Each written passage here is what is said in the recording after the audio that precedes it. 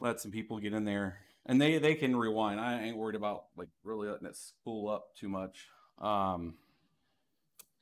But yeah, I mean, we'll let a few people get in there. But yeah, to that point, I think if one pool does it, all of them will end up doing it, because once one starts doing that post 1559, like, and the message gets out that, hey, Ethermine's doing all the MEV stuff for us, and every block that they win is going to ensure that it's extracting, everybody will go to that pool. So it's going to be by fair market competition. They'll drive every pool to figure it out. But so here's my question. If multiple pools are doing it, doesn't it just become a competition to, like, isn't there only a certain amount of that you'll be able to extract, right? But it's per transaction. It's per block, right? So everybody's fighting over blocks. So it's just, if everybody has it set up, whatever blocks they win, they're just going to extract the right amount, right? Got it. Okay. You know what I mean? So like, if one pool keeps winning blocks and they're not doing it, then they're just leaving money on the table for everybody. Right. So it's going to be a one in everybody, and the first one to do it's probably going to get most of the hash power right away. All right, I am live. I'm seeing people talk in chat. I'll kind of open it up real quick.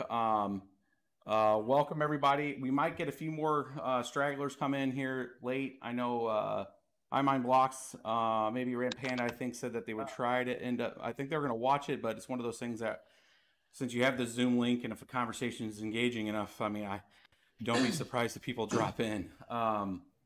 And any of the Ethereum folks that were on today's call too, definitely ping me. I'm watching on another screen here, both chat and on the Twitter feed. Ping me directly. My DMs are open.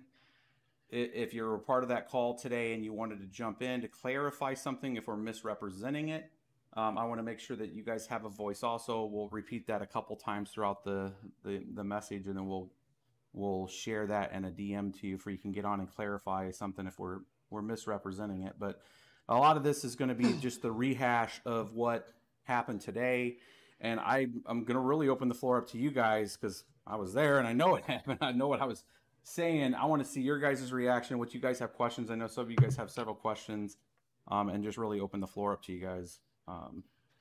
And let us kind of self-manage it. Well, I have a few questions that I've written down, but just as a summary and your feel about the overall meeting that you had, my question is how confident you are on EIP 1559, because towards the end there, it's not like, you know, you were in agreement that 1559 was a positive thing for the overall ecosystem, but that the compromise, you know, how confident are you that the compromise is going to be implemented, or how confident are you as a whole with today's meeting? It's a good question. So going in this originally, when you know, I made the first video about the burn and saying that this is a horrible idea, you're going to impact a lot of folks, and it's another arbitrary just hit, you know, slashing miners, you know, second-class citizen kind of issue. And it's kind of pivoted as I've learned more about the features that are part of 1559, that there are some good features that are needed. I'm still super concerned with the fact that it doesn't really address the transaction issue as a whole, where it's still going to be ballooning. I would have liked to see a lot more effort. And I know this has been baked in for a long time, because we have really long monolithic builds with Ethereum, unfortunately, where it takes like years to implement stuff. But if they would have spent a little more time focusing on like L2 DeFi transaction states, like roll-ups, things that would allow people to have some other opportunity costs there. Now, knowing what we know now, I mean, I guess it's one of those things where I'm if they would have went all transactions on DeFi and we would have never seen that money, we wouldn't have known what we're missing. Now that we're where we're at, it's either a slash and burn, or is there an option where there's hardly any transaction fees and the user experience is better? I would have more liked to have seen, if those were two roads that we had to deal with, I would have rather said, you know, you don't need to burn it. Like, having a good user experience would be paramount. But I think that walking into that meeting pretty close to just the opening, I knew that it was like, okay, that mind is already made up. So now what's the discussion today? I didn't want to belabor on a point that was just wasting everybody's time and nobody wanted to hear in that room. And I wanted to focus really on what the more existential risk was, is in those scenarios, and the folks that were able to get into the mining, scenario, which isn't perfect, but there is a real existential issue if you have a descending price and high transaction volumes, because we're going to hit a wall in, like, let's say July, that, it could be 6 ETH per block at that point in time. There are a lot of transactions because transactions are going to be cheaper. That was one point that I didn't really talk to, is that it's okay that if ETH drops down to 300 and more people are using DeFi, like, our yields would be very high. You could have a 6 to 10 ETH block reward, like the transaction being 8 of that if the prices are 300. At 1800, it gets real expensive. But if you're looking at $80 prices, $90 prices for ETH because ETH's price came down and there's still a lot of activity on DeFi, and we're sitting in June or July and now they slash those prices, we're going to go from like an 8 block reward down to 2 with low prices. You're going to have 700 terahash possibly drop all the way down to like 185 terahash. And that's the part that I'm talking, that I wanted to make sure that I was making the point on. I don't think it articulated as well, because even right now I've just used like 2 minutes explaining that, and we just didn't have that time there to explain that. But that's really kind of where my mind was at, but I couldn't get it out there in that time. So I wanted to start with 2 things, if you guys don't mind, because I know these questions are happening all the time, and that's a timeline of when these types of things are happening. And I wanted to get a confirmation from you, Bits, on this. One would be, we're looking at EIP 1559 starting in July, thereabouts. Is that correct? Yeah, so London is the hard fork. They have to, that's like a hard date. I think it was originally targeted for June. I think Tim today said the call next week, they're going to kind of more talk towards like July, but it has to happen no matter what. Not EIP 1555, but they have to have a hard fork because the Ice Age, because the Ice Age will just essentially freeze everything, because difficulty's not to let everybody know that's watching. If Ice Age kicks off, it decouples the mining hash rate and the difficulty from the network, where now it's predicated on this artificial number that just inflates the difficulty, not pegged to the hash rate, which means the net of it is 15-second block times go up to like maybe 30 seconds. So if you're waiting for transactions and stuff, it's just bad news. They don't want to do that. They've already felt that a couple times now in Ethereum. So they have to hard fork in July. It's just, is EIP 1559 going to be included or not? Got it. And then there was one more thing, and that was the timeline on ETH 2.0, which I felt like we got a little bit of an answer on, which was a couple of years. Basically, in a couple of years, that gap will be 0, quote from AFTAB, or sorry, I probably mispronounced that, but I was trying to copy it down off of the Zoom call. So are we looking at a couple of years for ETH 2.0? I mean, I think right now their current schedule, the most aggressive they could go, and I know Vitalik came out a couple times and said, well, worst case, if we have an attack vector, we'll just, fork early. I mean, those are cool words, but I don't think they actually have the implementation plan. It's kind of like having the known full state. You already have a chain stood up, but they have no way right now, at least written out. It's probably in a couple people's heads, and it's the way a lot of engineering works in software development, but it hasn't really went through its iterations to figure it out on paper of how, and then the coordination that's going to be required with regards to how they're going to handle, change of state of contracts. This is stuff that I've asked for a long time. Like, what's your guys' implementation plan? It's not that I don't have confidence that you'll get to it. It's just literally like I still haven't figured out how they're going to stop things in flight. I know how I would do it from like building a data center, and being part of several large migrations. I understand that there's different ways to do it. There's, flipping a switch. There's sunsetting certain processes where you have kind of a hybrid model. I mean, there's different ways for them to implement. I've been curious of how they're going to do that. I think based on their current scheduling, and yes, there are 2 separate independent teams, but those things come crashing together. I can't imagine it happen any earlier than a year from right now. And I bet I'm figuring their best case is kind of a hybrid model in between that year and that second year, with that second year being, and unless something completely changes on their current cadence. But yeah, I just wanted to make sure we got those two out of the way right off the bat, because that's what I was able to extrapolate timeline wise out of there.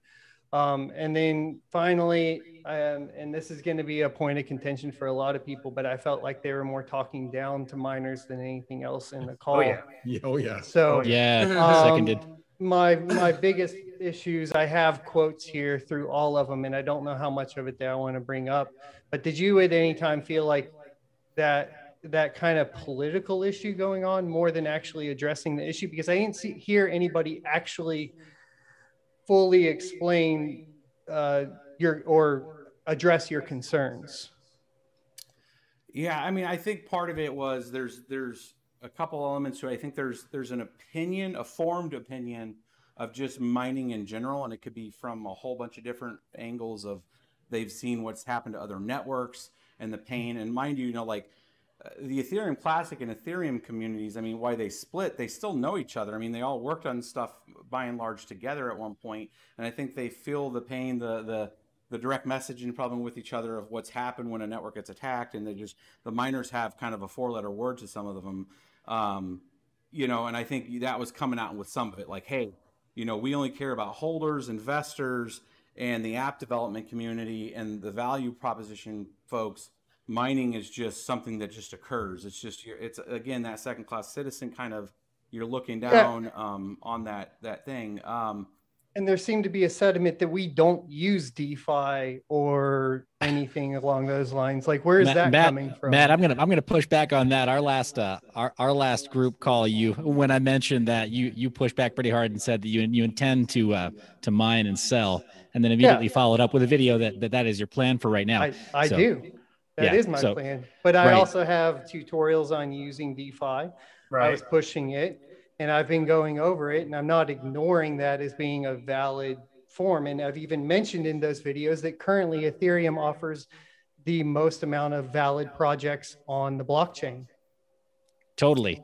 I'm just gonna say that on the same call today with the cat herders.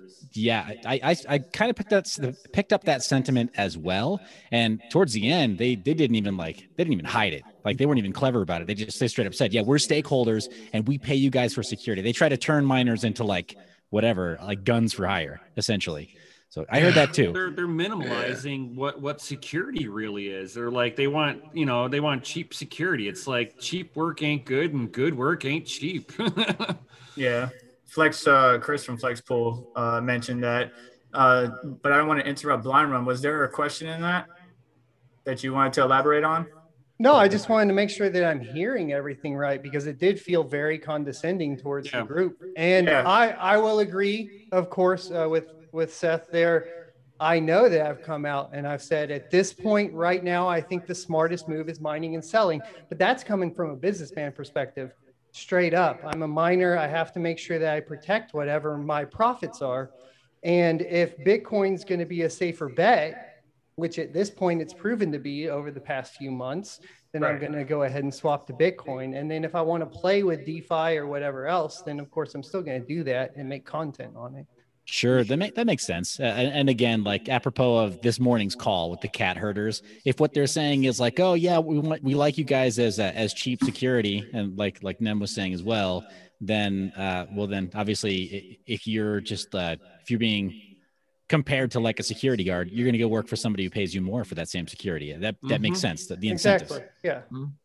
And I think it's important to realize that some of the participants on that call are actively paid to advocate for 1559, to refute claims that they don't feel have merit. They're actively paid to do that job. And I'm not saying that's even a bad thing, but when you compare that to the miner position, which is largely, hey, this affects our livelihood, or this affects something that we're intimately involved in, you're going to come at it from two very different perspectives.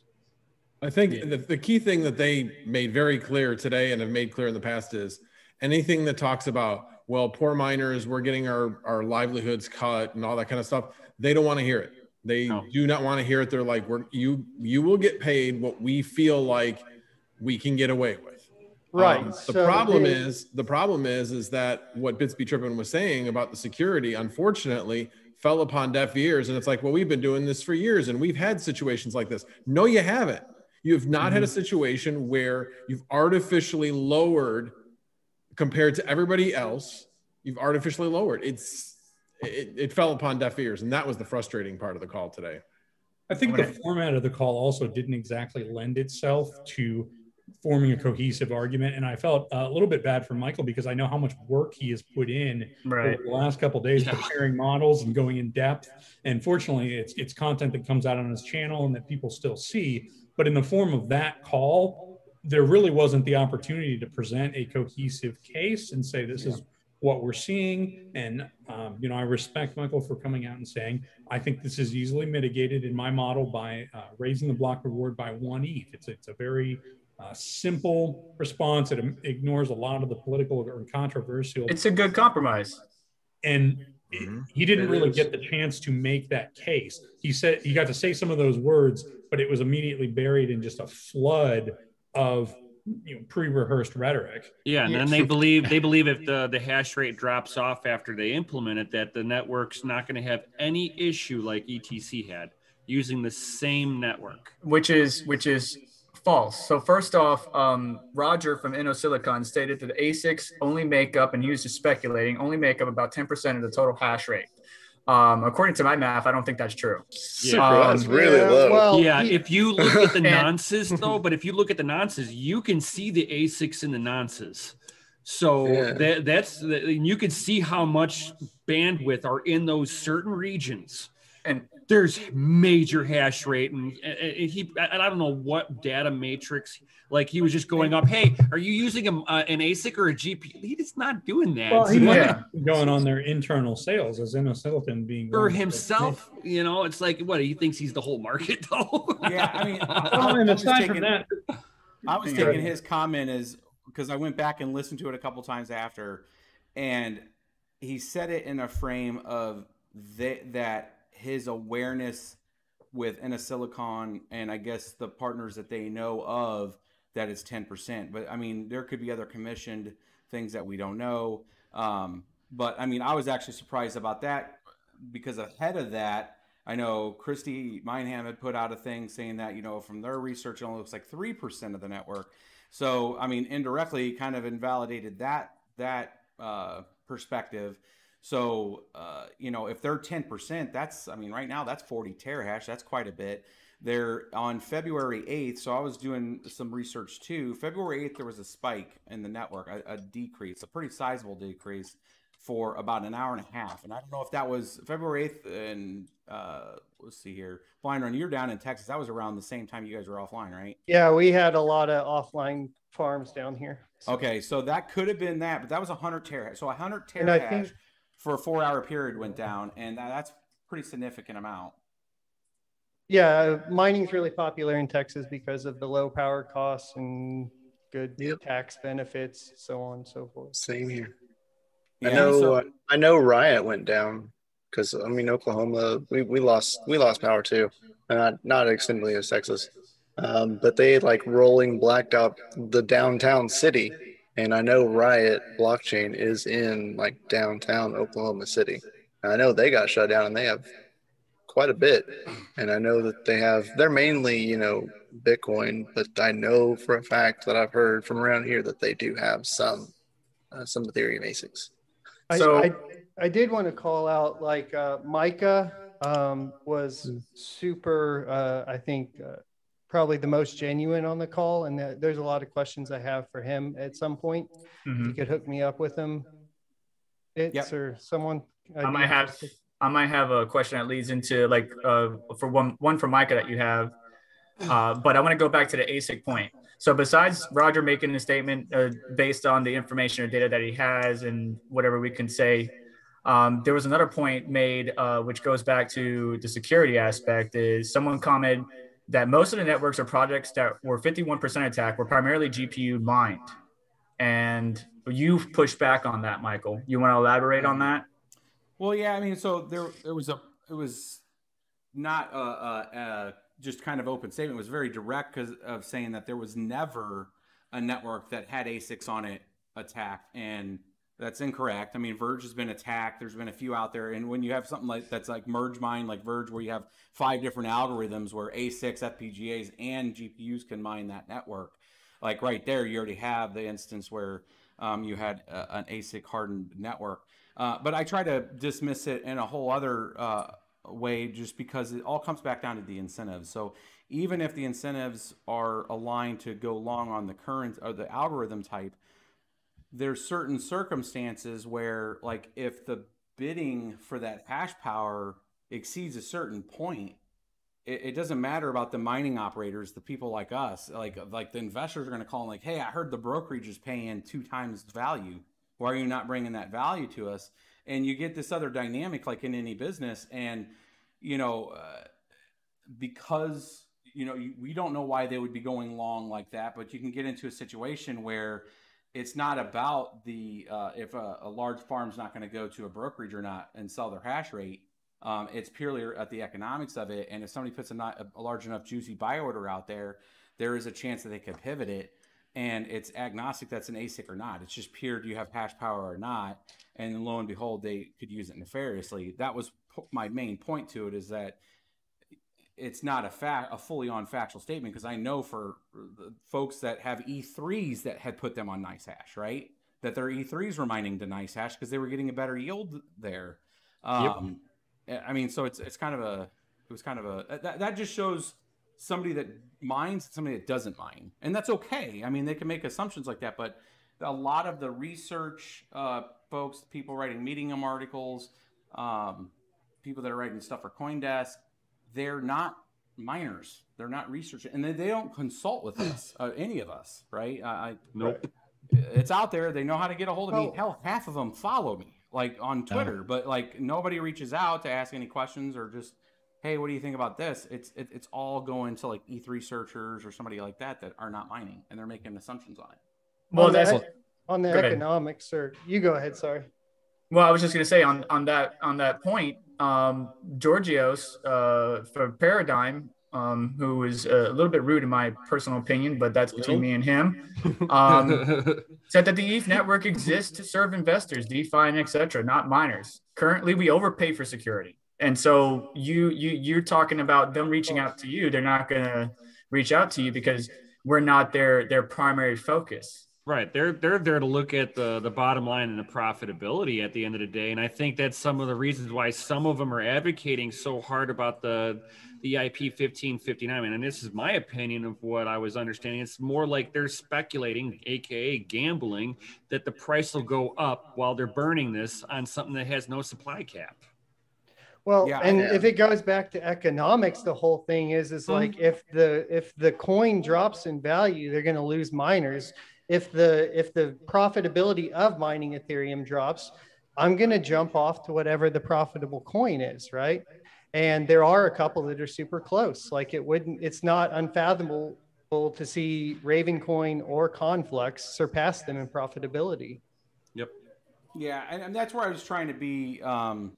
I guess is on the rebuttals. I was trying to, even though there was some animosity there, obviously, in the tone that they were like, hey, you're this, and I wanted to flip it and say, well, it's a two-way street, right? We're long crypto, and just as easily as you're dismissing that activity, we can also pivot. So I mean, no hard feelings. It is what it is. But when the network starts getting attacked, and if it happens in an ecosystem where nothing's been touched, and that's unfortunate. Like miners have like what happened with like ETH Classic, some people fell off. Some people try to give them more hash power, right? There was more of a grassroots kind of attempt to like, okay, you guys really need to change something here. Obviously, you can't compete at this level. You need to fork some kind of mechanism. That was one thing I didn't talk to on this, was the opportunity that they could obviously do.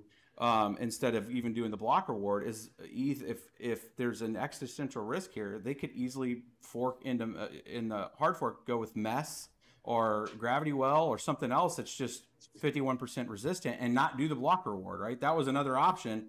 Didn't throw it out there, but it was like, there is an opportunity you could do that too. But, I was trying to just understand his, George's perspective of like, we're just a managed service, and they only want to pay what they think. And I think there's a fallacy in proof of work where you want the most security you can. You should not even care. Let the market do what the market's going to do. Because there's also fallacies on like AFAB's point where he's like talking about economic hardening, which is a nice way of saying trying to pump the price. But like at both of those instances, that's why I try to use those two instances with the reduction. I mean, I think I was luckily like researched enough and polished enough for that to like counter those points. But I don't think a lot of it was heard. But that actually showed how arrogant they were. You led them down the path. I saw you going down that path of saying, look, you have to do something to stop a 51% attack, and led them right up to the water. And they just were like, nope, never going to happen to us. It's like, I'm sitting there going, yeah, masks and all the other things that ETC did. And I'm like, all they would have to do is do that. But yet they're not even considering anything like that. Well, Micah brought up the 50% attack through NiceHash, which is a super valid point, because if everybody goes to NiceHash because it's more profitable than mining ETH directly, then all it takes is one bad actor to pay more for the hash power, and boom, it doesn't take all the miners together. It takes one bad actor. Right. All the miners can choose to go to NiceHash to say, I'm not going to do the 51% attack, but if somebody else wants to use my capacity to do it, hey, that's not on me. Right. And going back to AFAB's point, and I took some pretty decent notes on this particular meeting. DC Investor is AFAB. Since the beginning of ETH, there has always been a plan to move away from proof of work, which is going along Georgios. Currently, ETH is becoming unattractive because of the poor user experience. I kind of summarized it there, but he was talking about, if he's not pushing ETH to his colleagues or friends like that because, trying to do Uniswap or any type of transactions is really bad. Transaction fees are high. And by the way, will stay high because we already talked about this. This is not going to reduce the transaction fee and the possibility of our transactions getting stuck. Burning fees is needed to make a more consistent experience. Now, I agree with the consistent experience, right? So the fees are going to become more predictable and stuff like that.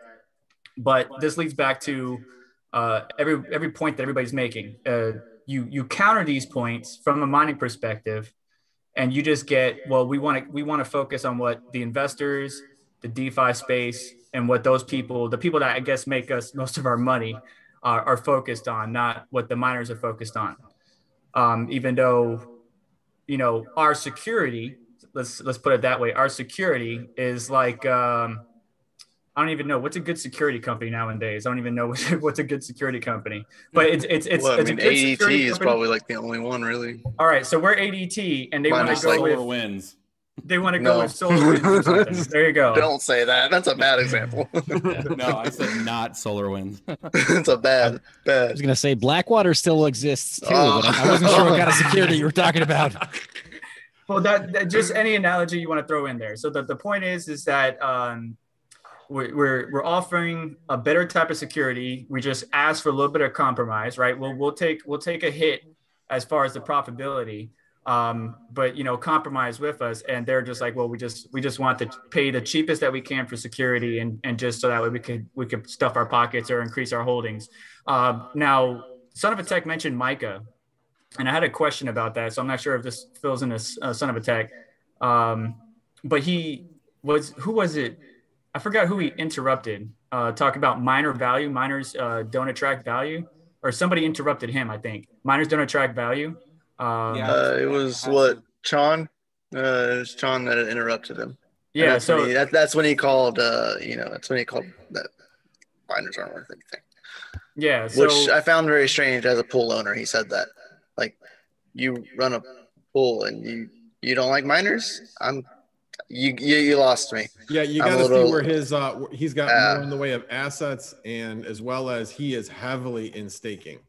So yeah, Dave, I think hit the nail on the head earlier when he said there were some parties present on the call who have a financial incentive. Like you can't convince a man of your argument if he's paid not to understand. So right. If I can paid jump back not to learn. also. Yeah, but jump back real quick. Vega, you took phenomenal notes there, by the way. Going that full quote for AFAB from earlier on. Really briefly to address that before pivoting into additional content. When he started his argument talking about the roadmap for ETH, I think it's probably fair for us to acknowledge that he does have a valid point in the start, in that, I mean, as early as the ICO, man, when you were buying ETH with Bitcoin, proof of stake was on the roadmap. It was a promise to people who bought the ICO before mainnet happened. So he's not wrong in bringing that up.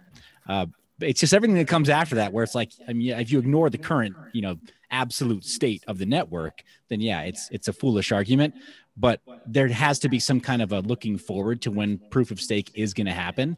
And what I kept hearing from him between the lines, I love that. Also, Dave mentioned this, that there's some very carefully rehearsed rhetoric that they use. Do you guys notice how many times they use the word stakeholder? Like, yeah, stakeholder, yeah, or stakeholders, stake. Like they drop that word so many times to just sort of like reinforce the point that they're, in their minds, they're already done with mining. They're already like, in their minds, it's already proof of stake, just because staking exists on, like, it's the only feature on 2.0 right now. But again, just to say, he does have that one valid point in that, like, the promise to the earliest ICO ETH holders was that proof of stake would happen. We're actually, I think, Bits can probably speak to this more authoritatively. We're probably a little past due on that, on them delivering that promise. Yeah, it was supposed to be August of 2017 was the original date. And it came out, ETH did its pre-mine, I believe, like in May of 15, and then we went live in September, like 15th of 2015. And I finally got a miner running by October of 2015. But yeah, I mean, the point was that we were going to have 2 full years of proof of work mining, and then it would pitch over to proof of stake. And then when we knew that was slipping in 2017, a lot of the videos then was, hey, we're going to get another solid year. And this is a good thing. We don't know what's going to happen with Ice Age because, again, it was their first time. But yeah, it's been getting kicked down. This would be the 4th time they've moved Ice Age. I think 4th, maybe 5th time that they've moved Ice Age. And, Ice Age originally was there to wean us off, right? It was a poison pill in the network because the original thought of the transition was they were gonna transition this new, they were gonna force the nodes and force the pools off to move people over. So then they were going to saturate the network with so much difficulty that it just made sense not to mine, and you would stop mining the chain because you would just never get any reward. So that's the point of Ice Age. Now they're looking at, like, okay, we got to kick Ice Age down. I think they'll move it again another year. And they're talking about still leaving it in there, even though the transition plan still isn't written. That was the last dev call, was talking to the steps that they were going to try to get written down, at least from like when you're going through like a proposal setup, you kind of go through a pink, a red, a gold, and white draft, right? They're not even at the pink outline yet of all of the steps from the transition standpoint. That was what was asked for at the last dev call.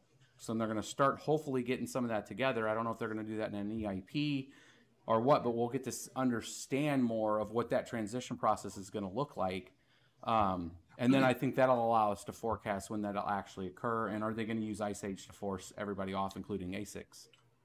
I had one more big question. And that was, Giorgio said that the fee revenue drop off was not near, or was much lower than we think, but he didn't provide any numbers or statistics or data to back that up. And I know you've done a lot of models surrounding this drop. What do you think the validity to that statement is specifically? And if there is validity to it, do you have any data to back that up? Are you talking with the MEV fees or the? No, this was when we were talking about the 30 to 40% or whatever drop in profitability after the implementation of 1559. Yeah, he specifically said that that is not. Yeah. So before you answer that, Carter, Hasu stated in the meeting that alongside of what Blind Run was talking about is that the projected profit hit would only be 20 to 30%. And I just wanted to hear your numbers again compared to his numbers. Again, no data was provided or information on why he projected 20 to 30%, but just to add to that. Yeah, so I think because they were doing the research on the MEV, so I think they've already done some research on figuring out how much, and they're doing about that 7.5% month over month growth. I think they think it's going to hit like 550 to 600 terahash. I think it's going to hit more like around 700 terahash.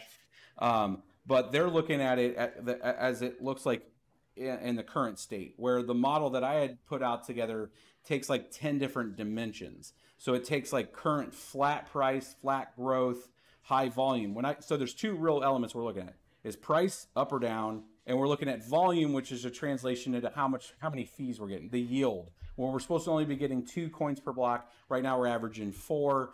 Since May to essentially December, I've taken all those block rewards, including the spikes in August, and we had a couple in October, we had a couple in November. It's averaging at around 3.1. That's where I'm getting the +1 block reward. Is that if you take the totality of that time, it was only averaged out to 3, even though we had some spikes. Right now, it's actually averaging almost 4 since like the end of December to current. It's averaged almost 4 ETH full.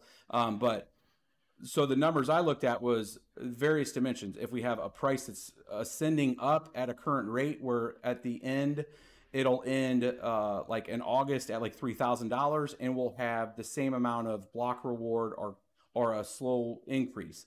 Then there's ones that have low block rewards, which just pretty much get it all the way back down to normal 2.1 block reward, but like $4,000 price.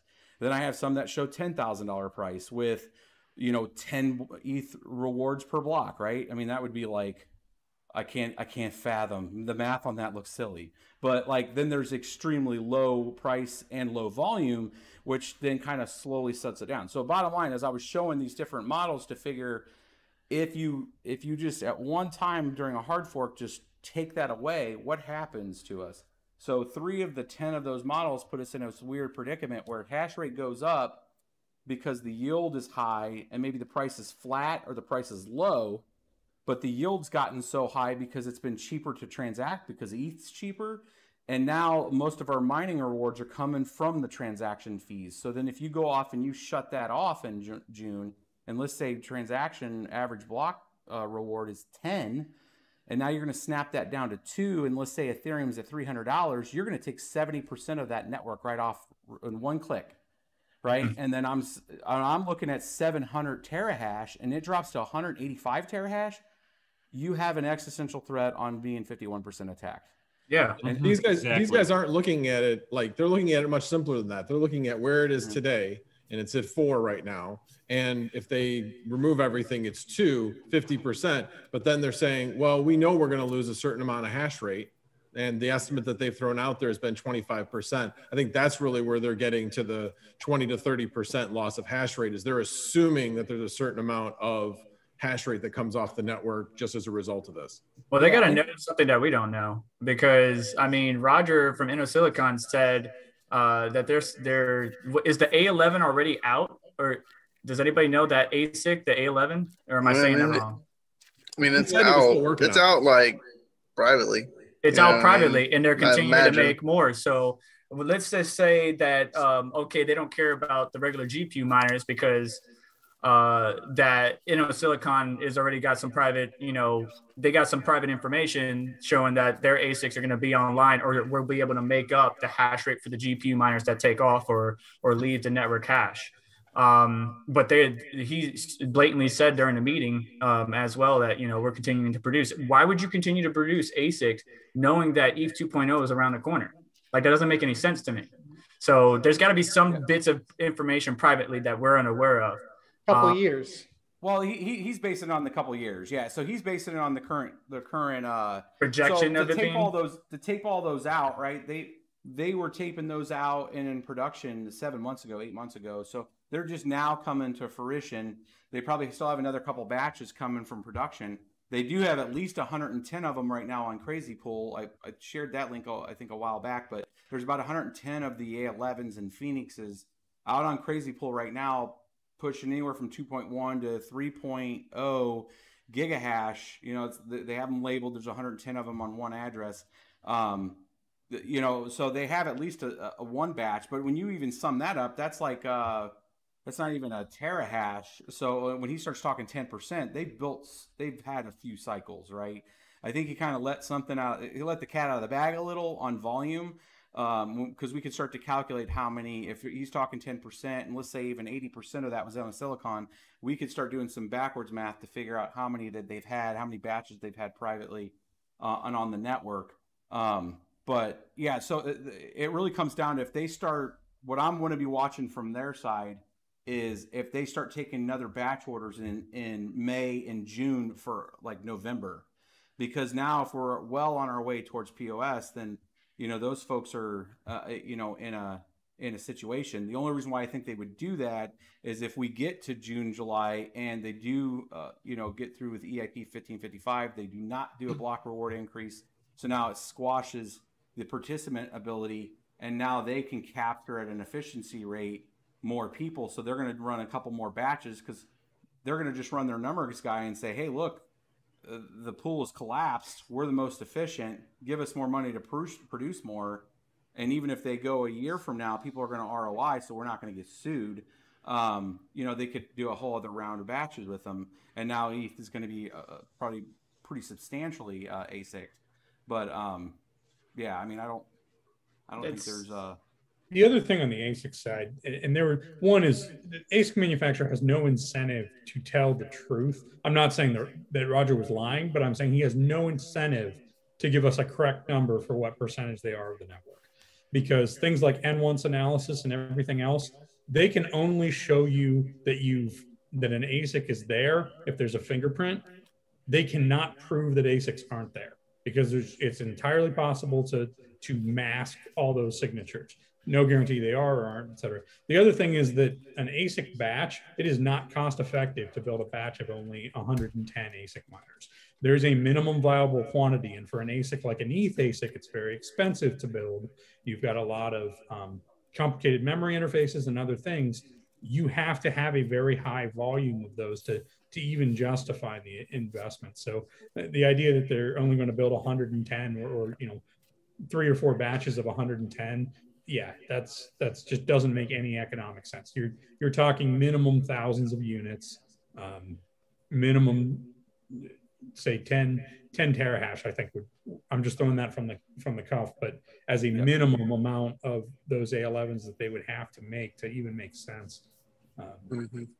Yeah, I mean the taping out process of that is right now, to even do it is close to $100 million. I mean, to just, if you have a design and you already have done a lot of the R&D stuff, just to get it done and get in the queue and pay priority and then try to work the supply chain side, that's a lot of R&D to even do. It's just like, I mean, I know we're all waiting for, if AMD is going to release their next series, and are they going to go with HBM2? They're going to have something that's going to counter the HX. I don't know what it is. I'm hoping that they ended up doing, something that's a specific design. But I mean, if it ends up coming out and it's just a rebadged 5700, they saved on the R&D cost, because it's exceptionally expensive to do this stuff. So yeah, I agree with you totally, David, that their numbers, they're not going to come right out and tell us. The fact that he gave us a forecast of even 10% is interesting to me. Can I ask also, so with David and with Carter, I think it was Roger also, and pardon, I got a poor memory here. I think they had a better idea, right? Dell Pencil. I try to rely on a sharp mind, but I'm trying to remember exactly who it was that mentioned specifically, yeah, we may well put GPU cores into some of our products. And my first thought was of the fake SIC models like the Antminer G2. I've got one just right over here next to the desk. Do you guys have any insight into that right now? I'm like Carter, you just mentioned, I mean, if they did do a run of air quotes fake SICs that were based on the 5700, I mean, that should play in this market, shouldn't it? Yeah, I mean, the only thing and David, you'd probably be able to respond more specifically, but I mean, one of the reasons why I have a basic understanding of the cost is that I was actually trying to figure out, like, hey, if we made a mining edition of something with like Sapphire, what would it cost me if I got a certain core? I could go with a low core but a high memory bandwidth interface like HBM2. I know HBM2 is expensive, but if I could get those as wafers, kind of like the GPU I have from RibeTech that doesn't have a PCIe interface. It's purely just a USB built onto it. Very custom layout, but with like a 512 bus memory interface, right? Like if I'm doing DDR6, to where, you know, like that's what killed AMD's on RDNA 2 for many of the mining right now, is they went with 256 bus interface. On the RX, you know, on the RTX series, they went with 320 and 384. That's why we're seeing 112 hash rates on, you know, the 3090s and, you know, 100 on the 3080. That for whatever reason, they collapsed that bus range, and maybe it was because they didn't want to try to sell those to miners and they knew that that would be a thing. But like, you could go with the cheaper core, high memory bit interface, and then just, you know, buy RX 470s that have HBM2, right? And then just do it at, that's 4096 bus. And now we'd have 120 mega hash, low core already, you know, a more truly custom mining card, and pay, you know, $500 a piece, but they're going to be putting out a, you know, doing the rough order math there. It's like 156 mega hash per card, right? At like 135 watts, right? So I want that. Like, make that. Yeah, like, I'm sold. Right. I'm sold. Sign me up. Take my wallet. Yeah. Right. So it was mentioned in the call, and I guess that's kind of what I'm hoping. I think it was Wayne Chung. Wasn't there two ASIC individuals in that meeting? Or no? That sounds right. One ASIC ASIC and pool, and then F2 pool, which was the other individual. Yeah. And then there was Chris from the InnoSilicon guy. I mean, him just kind of flaunting that he was going to be using the VGA core. It's kind of an interesting approach, considering, you know, they need something that'll communicate with the memory faster so that they can get the hash rate up. Because I mean, like right now, they're just using high performance SoC chips. At least that's how my E3s are. I'm running 3 of them right now, and I got them on ETC myself. And yeah, those things are just high bandwidth SoC chips for its time. Yeah, it all just depends on what trade-offs they want to make, particularly on power consumption. But InnoSilicon owns IP in the sense of intellectual property for generic GPU cores, so things that could run the equivalent to CUDA or equivalent to OpenCL, right? An interface with memory bandwidth. So they're not talking about grabbing some AMD cores or grabbing some cores from NVIDIA. They're talking about building that IP into a custom chip so that it's fully programmable and it can interface with the memory. And that gives them, if they sell that as a miner to mining farms, then ETH can fork, ETH can go away. They can reprogram that chip just like a GPU. Honestly, it's probably a great business strategy for them. And I think I'd almost want to check it out myself, even if all I got was one unit. Yeah, my philosophical issue with ASICs is I love the quest for efficiency and everything. My issue has always been the landfill approach. So if you make something that is reprogrammable and is flexible and can be applied to other purposes, I'm a lot more of a supporter of it. It still hurts because your costs are so much lower than a GPU. But the other point would be those devices are going to have worse power efficiency. If you do a dedicated piece of silicon, your power efficiency is always going to be better than programmable, typically at least an order of magnitude. So, right. So I wanted to wrap us back around to the topic at hand a little bit and try to get a summary. So adjustments that we can make on pricing, or not pricing, profitability would be 20 to 30% based on if pools implement the ability for miner extracted value from DeFi. Is that correct? Or MEV from DeFi? It's a broad stroke statement. The 20-30% I meant to comment on, it really depends on what window of time you decide to look at in current fees. And then it really depends on whether they think hash rate drops off gradually or sharply. I was doing some research on this over the last couple of days. My research showed that it's less of a gradual drop off of hash rate as profitability goes down. It's more that there are sharp inflection points at which hash rate drops off sharply or stops ramping up. So I'm not sure that the idea that the hash rate is going to go down, thus profitability is going to go up because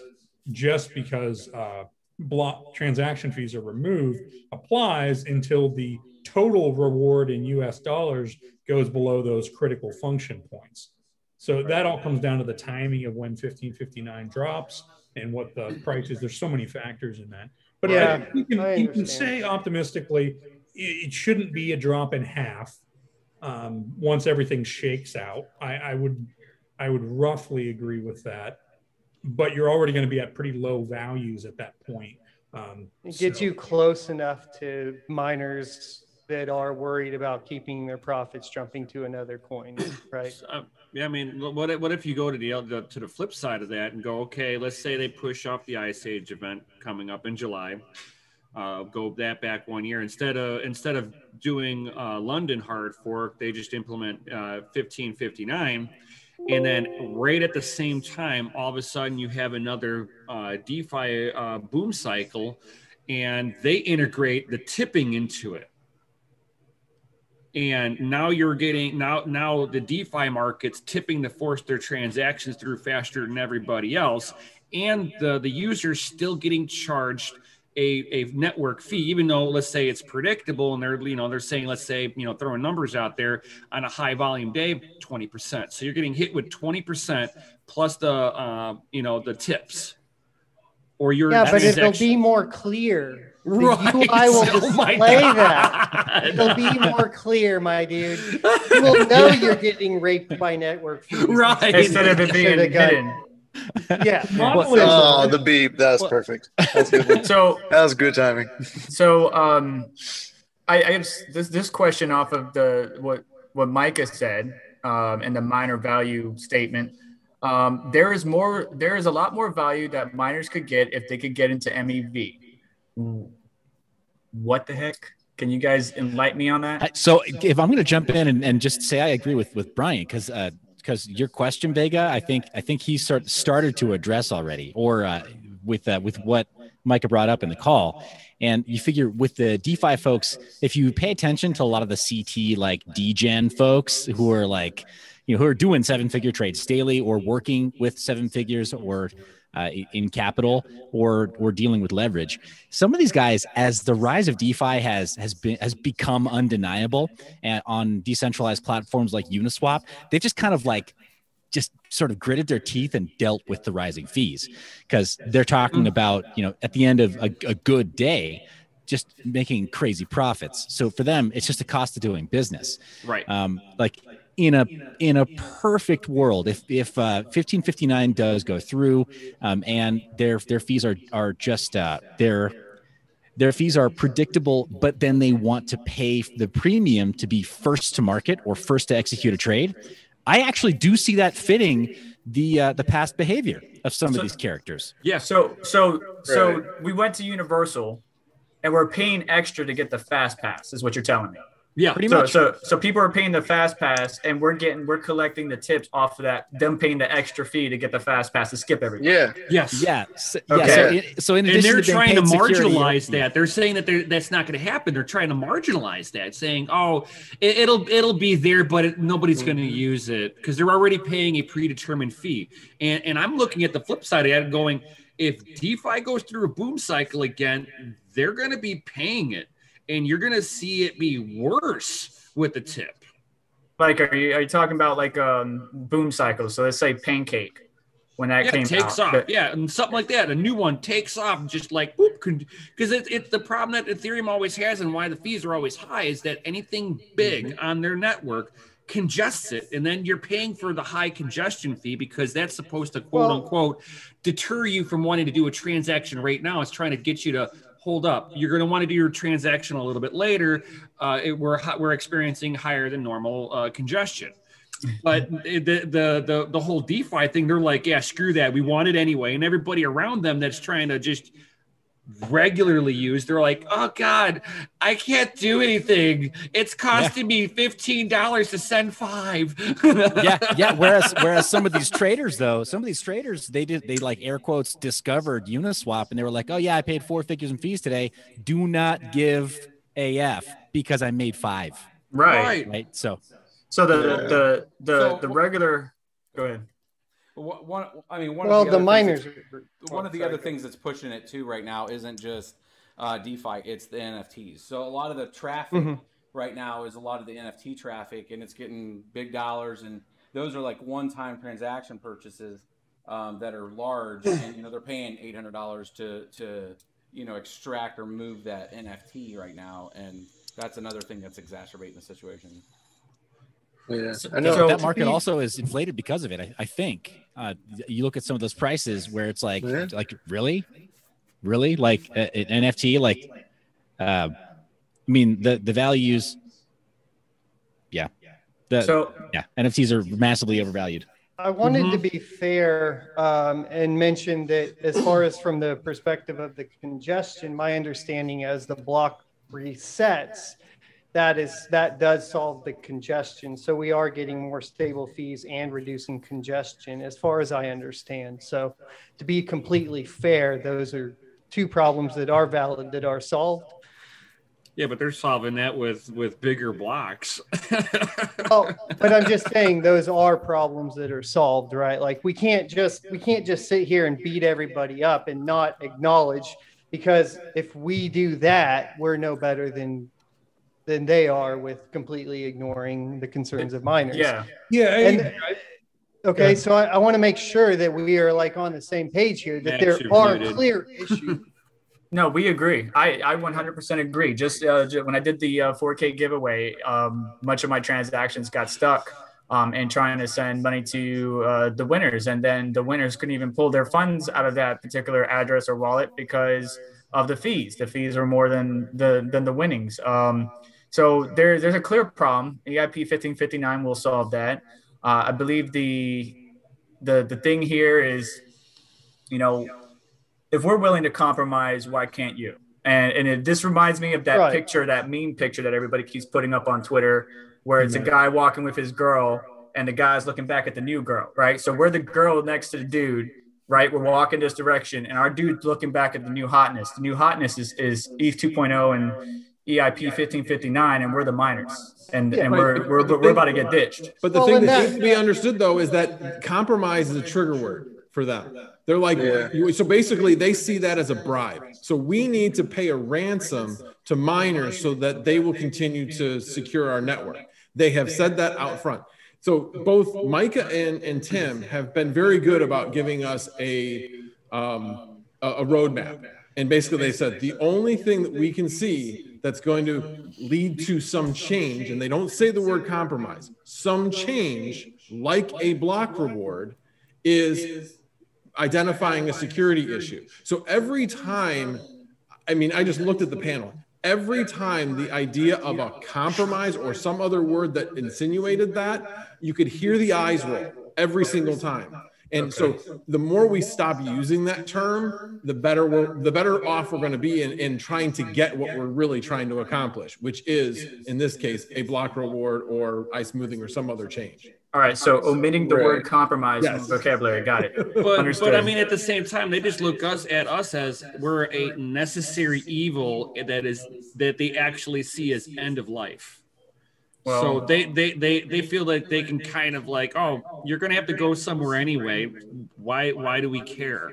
Well, they were planning on divorcing us the moment they got married. So anyways. So I had Crypto Z. He was talking about this a little bit in the Aeon pool earlier. And he was saying so about the EIP, 1559. He goes, so they are going to increase like the block size, whatever.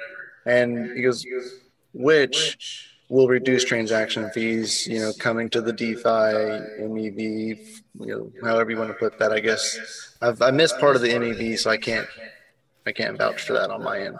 But he's saying the DeFots today put high bets in to include the transactions as soon as possible. The next block is mined. After EIP 1559, bots don't have to put that high bet due to the higher transactions, capacities, and blocks. So, if that is the case, like, kind of like really makes it worse, in my opinion, right? Like it's definitely not going to fix it. Like we've all established, it's not going to fix anything. But from what I'm being, like, it's going to get worse from what I'm saying. Like it's not going to get better. I don't see how any of this will get better. It's So not in my like opinion. congestion. I've always thought this was pretty interesting, and there was a lot of really smart people that have done a lot of analysis on how those fees are going to react. But it's a very academic analysis, and the problem with academic analysis like that is if you forget about a factor, your simulation is only as good as the data you're using. And so in the back of my mind, the whole time I've looked at 1559, I said, why wouldn't these guys that have the exact perspective that Seth was saying earlier, I'm making so much money on this transaction, I just want to see it go through. Why wouldn't they continue to bid up high? And why wouldn't they continue to stuff the blocks? And there's actually a remote possibility that you could actually drive fees higher than they are now because you've got an enforced base fee. And if their mentality stayed the same, again, they've modeled this out and they're pretty confident this is not what's going to happen. But in the back of your mind, you have to think that's a possible scenario. Right. Oh yeah, Well, no, yeah, for human sure. greed is a hell of a drug.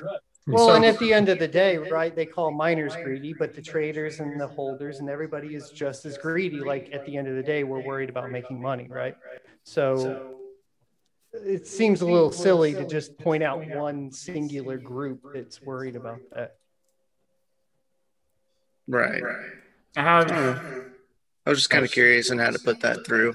And, you know, and what I've kind of gathered from earlier is how they feel like they don't need to pay for the security, right? So I kind of really want to hit on that for a second is that, like, if they're not going to pay for security, they don't care too much about security. What about all the smart contracts, right? You know, are they not valuable to them? Are they not worth securing? You know, there's more than just. I try to like think about this. It's more than just the miners on the ETH network. You know, they have the stakeholders. You know, they have people that are running smart contracts, people that are doing actual things on their platform. Does their security not matter? Do they not matter anymore? Is that kind of what I'm getting at? If security is not going to be a factor, like it's gonna affect them at some point. If we get 51% attacks over and over and over, double spend attacks, I mean, we haven't seen that really happen on a platform that holds smart contracts and has actually functioning, like big functioning projects and products on the platform. So, I mean, we're kind of uncharted, of course, like we're not going to know what's going to happen, but I don't see it being good if they don't seem to care, right? Yeah, I've had the opportunity to interact with a number of the people that were on that call in Discord or other avenues, and most of them do understand security at some level. They understand there is some threshold. They think the threshold's lower than what we're concerned about, but they understand it. But there was at least one or two personalities on that call that made statements that were truly shocking to me along the lines of, absolutely no matter what, we have enough security. We can do whatever we want to miners. We can drop the block reward to a quarter of an ETH, and we will still have enough security. Nothing bad will ever happen to us. And I was just taken back by that hubris. I mean, they'll always have that 10% of ASICs, you know, because some of those ASICs do belong to the, you know, ETH themselves. So, I mean, they will at least have that hash, but 10% is not a lot compared to what it is now. And the network is way too big for that a little amount. Yeah, my opinion on that. Yeah. And too much is made out of the fact that, well, we only need this much hash rate. It's not about that. It's about the entire percentage of the entire hash rate that's out there. We have new miners that are introduced. You think they're just going to go away all of a sudden? No, they go away gradually. So that's the other part that they don't understand and that they don't seem to comprehend. I got two questions real quick in my live stream. So I think they're both pool related, and I think we talked about this at the beginning and Ian missed it. Sounded something along the lines of free for all starting. Ian, I'm trying to relate your question, but he literally asked me this. So, hi, Serpent. What did we miss about mining pools? Right at the beginning, sounded something along the lines of free for all starting. And then Knife Party, what are the odds of major mining pools like Ethermine and Spark Pool deciding not to follow 1559 and hard fork? So if you could elaborate on on the pool's perspective, this whole thing and what would happen. One more time. Yeah. So right now, there's still a whole bunch that are not flagged for it. It's going to be an interesting weekend. I've had a few different emails from folks I believe that are representing some of those pools to say, okay, well, if we do flag for it, are we flagging only if there's a block reward? So right now, I don't think anything's in stone. I think the actual decision points from all the pools, if they're going to participate or not, are going to come after the dev call next week when they actually put it officially on where is it going to be on London or not, and then everybody will start to adjust accordingly. I think it also comes down heavily with, are they going to even mention that? I know the word compromise, we were just talking about them not liking that word compromise. I look at it as like, it doesn't even matter what anybody thinks, right? As far as I'm concerned, on the ETH core devs, anybody in the ecosystem, if that hash rate is way up and the price is flat to low and our rewards are high, it's going to be plain and simple to the smart people in that room that they're going to look at it and go, you know what? I think he's called it, and we probably should adjust rewards accordingly, because this isn't a question if the network will get attacked. Every network that's had the opportunity cost there, the incentive is there to attack. So, and it's not even, somebody could go a long position on Polkadot, a short position on ETH, and spend $2 million and attack the network. It's that kind of gaming that we're talking about. So, I think no matter what they pick, it's all going to come down to what the network looks like. In the meantime, I think it's our due diligence as a group and communication out to the pools to make sure that, hey, if this goes live, you need to ensure that this MEV discussion that we're having, that you're set up for it, because we're going to need you to carry the torch on making sure the pool is set up correctly so we can extract that value. Right now, it's a moot point, because we're getting the entire transaction fee. So it's not something that they need to go set up right now, because we're already getting all the transaction with or without any of that's going on. It's just a subset of that transaction fee. If you think of it like a number line and it's the 10, we're getting all 10. If the MEV ends up being a 6 sometimes and a 4 sometimes and an 8 sometimes, we need to make sure the pools are set up and configured that way to where we're putting our hash power to where we are getting that MEV at its most efficient. And whatever pool does it the best is probably going to get the most participation. So it's really kind of challenging them to make sure that they do it. So I think, to answer that in a long way, we're going to find out probably next week. I'm actually seeing if I can get on that call. I will stay quiet, but I want to be available for them if there's questions with regards to this block reward stuff. It's not a make or break if they make the decision, but I want to at least be sure I'm available if I can be. I'm actually supposed to fly out to Jackson Hole next week and have some me time for a bit, but we'll see. I'll not allowed. One thing I wanted to also mention, because I've heard a lot of people say this as well, the miners will just hard fork. Well, that's the key with London, is the fact that they're delaying the Ice Age as part of London. That's why they want to tie these two together, is because if we say, well, fine, then the mining pools just won't go along with it, we'll just continue on the same fork and we'll hard fork and we'll have two different chains. It doesn't work, because the old chain will still have the Ice Age. It will go into effect and it'll die anyway. Yeah, and that's why they keep leaving the Ice Age in, because it creates this omnibus bill, this must-have to include any other changes. I did want to make one other comment on MEV, because I do think it is a very important topic for miners and pool operators to educate themselves on. MEV is not just extracting those fees that DeFi is willing to pay to get their transaction orderings. Taken to its fullest extent, it is the pool actually, whatever arbitrage transaction DeFi is willing to pay so much for, it's the pool actually putting that transaction in themselves. That's where the real extra value is. The MEV searcher. Yeah, when the pool then does that on behalf of the miners, or a split between the miners and themselves, they're in the best position to get that in, because they can block anybody else trying to make the same arbitrage. And then it truly is miner extracted value. And that's what Micah did a good job of saying. Miner extracted value just means it's value that miners, being the pools or whoever is the node that's mining, are in the best position to extract from the network. Okay, thank you for clarifying that.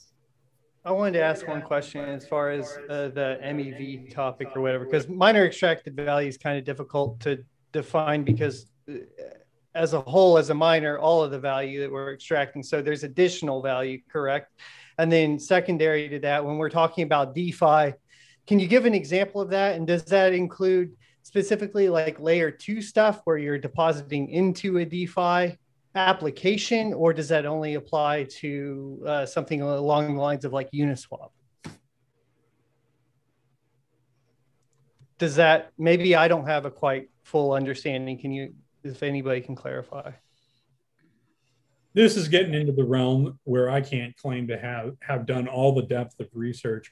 What I understand is that most of that is essentially arbitrage opportunities between two price points on transactions. But that's as deep as I've gone on actually understanding the specific mechanics of it. And that's Uniswap for sure. This entire panel of miners really hasn't paid attention to that, where there's an entire other part of the Ethereum community that is talking about this every day, day and night, and understands it in and out.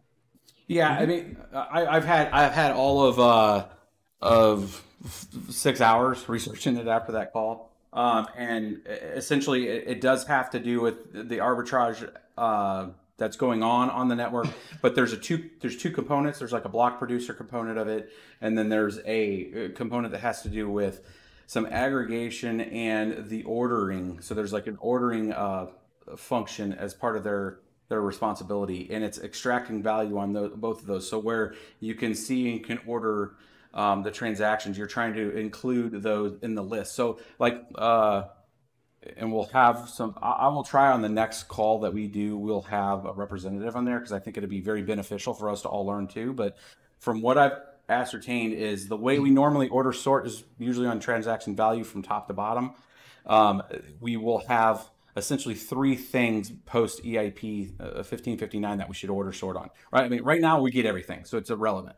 But when we go to do this, it'll be transactions, it'll be this MEV, I would call it a mix, and then there's the miner tip, right? The inclusion fee. There's also inclusion. I don't like the fact that they're using inclusion, because there's also an inclusion on orphans, and they literally call that inclusion. So now it's going to be kind of a mix, because there's like the orphan inclusion. That's why sometimes you'll see in some blocks it'll say our reward transaction plus orphan inclusion.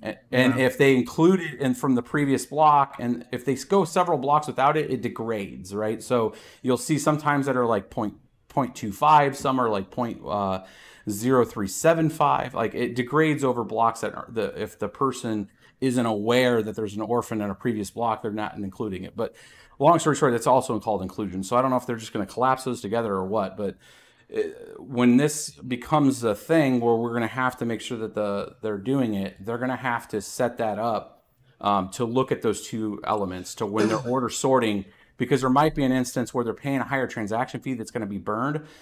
And then if you're doing the order sort based on transaction fee, and then think of like Excel, where you would have like 3 columns where you're doing your filter sorts, where you would have your transaction fees that are going to be burned. You're going to have this MEV new column that's taken some delta of that.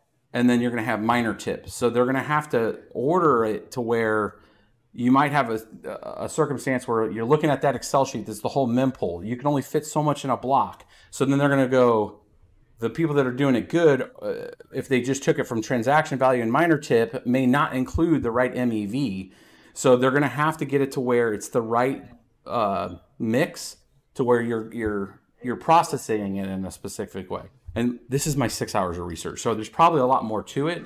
That's why I want to have Micah come in, but like that's what I've been able to pick up so far.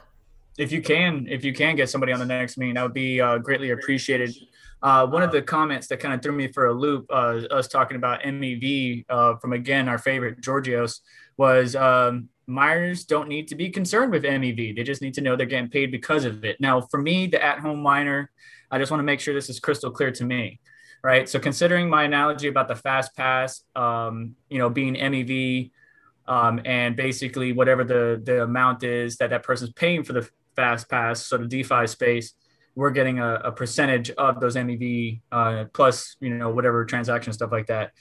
My question is, what can we do as at-home miners to ensure, hey, Ethermine, hey, this pool, that pool, are you guys implemented? Are you guys set up to handle this correctly?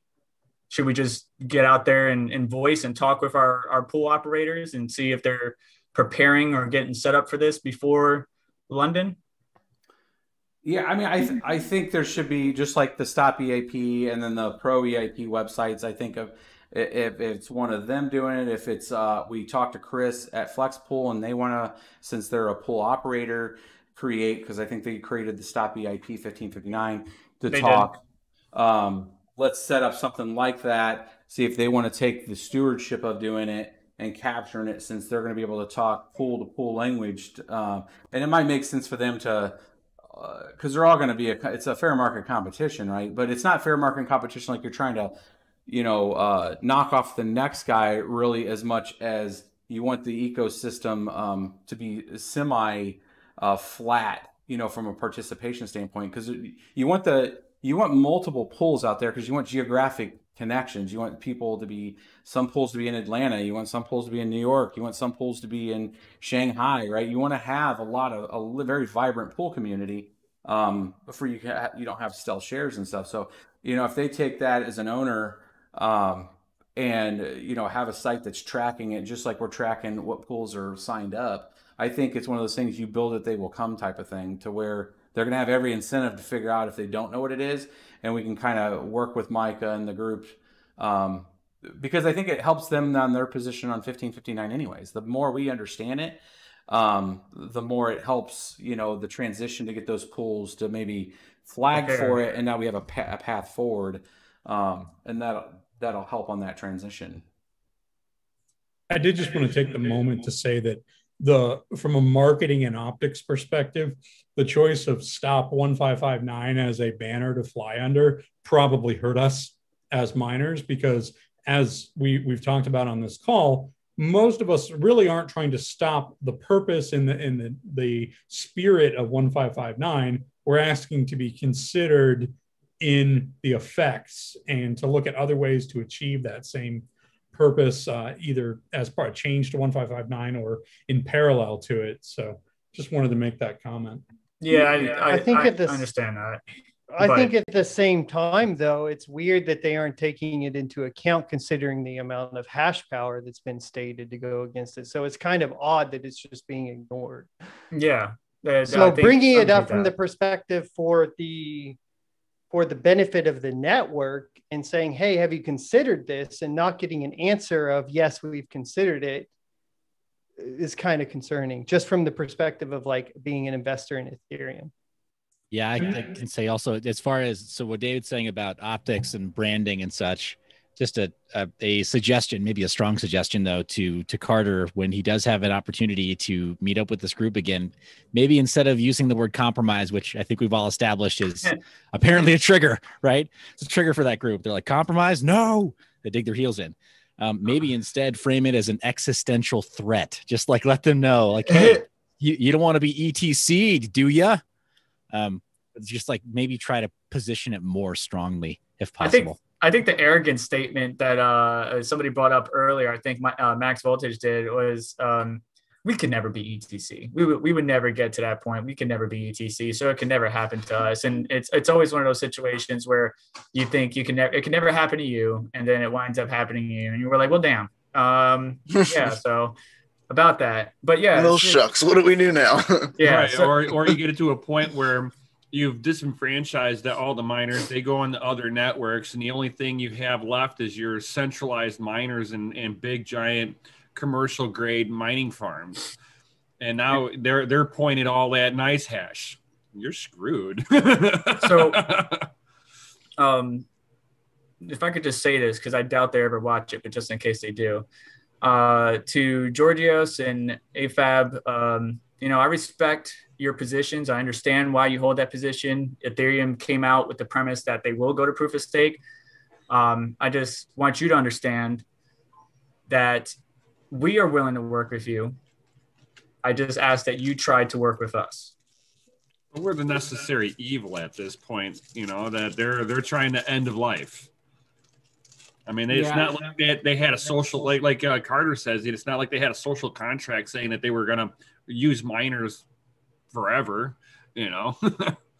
Yeah, but they can't. It's there's this vision to move to this 2.0, but it's like folks get ahead of themselves, and it's not ready. So you're still part of that ecosystem. We're still part of that ecosystem, and there's a security thing there. So to be overzealous on the attitude does concern me sometimes. And as an investor, I'd be concerned that, hey, I got a miner here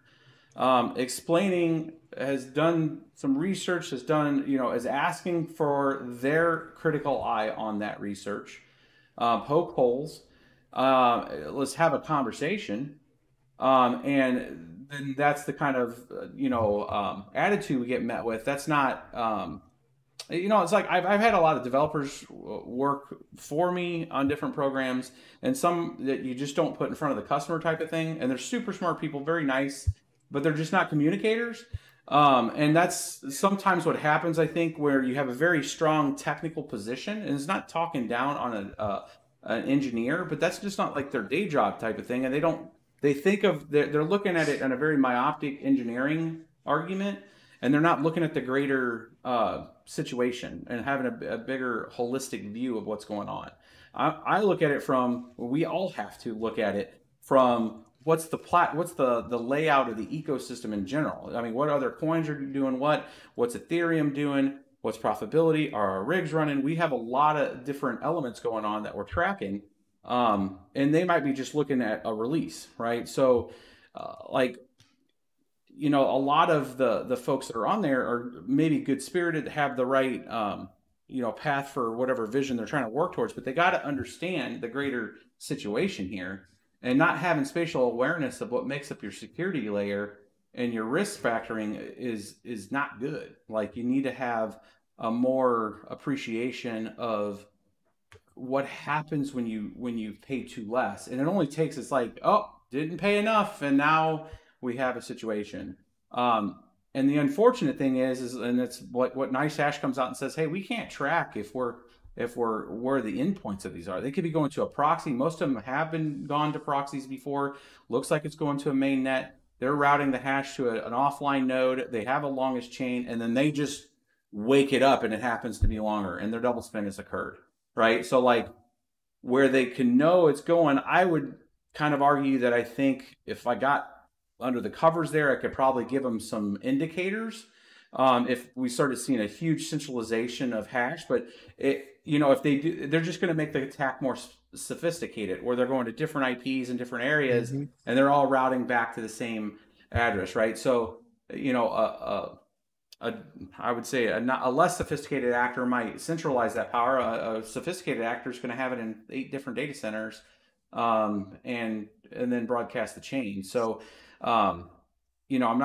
was not posed as a threat today. It was more of that risk, like, hey, you guys are not tracking these couple scenarios, and we have a descending price right now in ETH, right? So, like, the descending price doesn't slow down the activity on this. That's the thing. It's like, that's the thing nobody's tracking. Like, the descending price is going to be a moot point for DeFi folks. Yeah, there's going to be some prices that'll come down, but when you start going like, oh, I can get into Uniswap now, and hey, it's $8. And it only cost me $12 to transact, not $150. You're going to have a huge amount more fees come up, which means our block yield is going to be a lot higher. So and then now if you're taking that block yield that's even worth less and you're cutting it, the cut's going to be a lot deeper, and it literally will just unfactor up to 70+% of the network. And if I think I have one model in there now, I need to update the other side of the growth of hash, but because if price is going down quite a bit, even if yield's going up, there's a tail off on hash power, right? It's going to start to come down. It's not going to keep growing, and I have in the model that it keeps growing. But where I'll come back in and do that algebra to adjust to more break even for like the average rig person, And that's where I'll base it on, is like an RX 580 rig that's break even, because that means the 5700s will still be profitable and a few of the other ones. That's where we're going to start to tell off hash rate. Those models should show us kind of a view. And, not all of them are going to be right.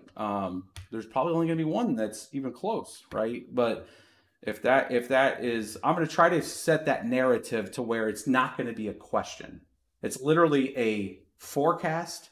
We'll keep popping in actuals every week into the spreadsheet, and we'll have a latest estimate of risk, right? Just like a normal finance. This is me putting my finance hat on, right? So that's the way I would forecast my risk. I used to have to do this for like my day job. I used to do all the pricing for the Northeast and Anheuser-Busch. So if you live in the Northeast and you are buying beer at a discount between the years of 2005 to 2008, I was the guy that set your pricing.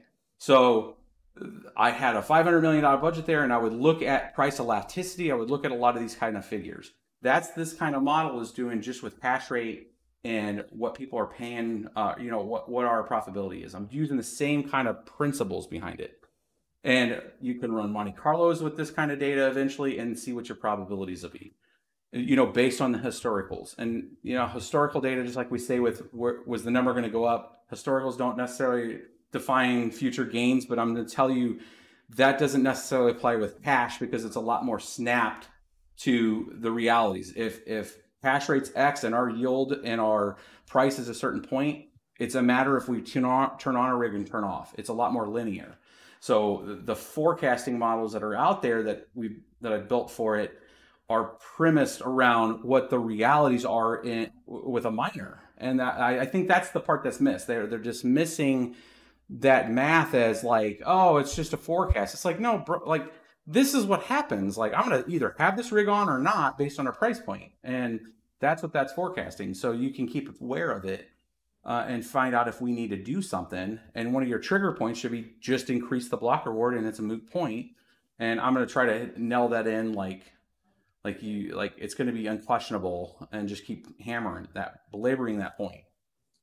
If you get into the meeting, the next one, I noticed that Chris from FlexPool mentioned a poll, and they asked him to link it.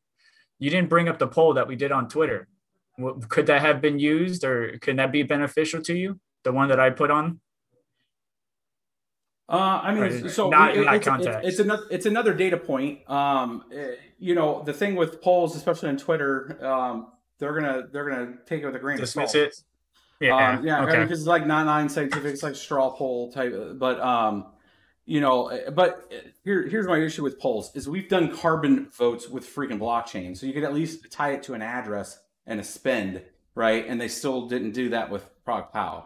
So the decision or the behavior or the weighted interest type of thing that's going to relate the information into a poll, I think they're dismissing. What I'm trying to do is use data that is inadmissible of opinion, right? Like, this isn't a matter of my opinion. This is a matter that if your hash rate's here and your incentive drops too much, you're at risk.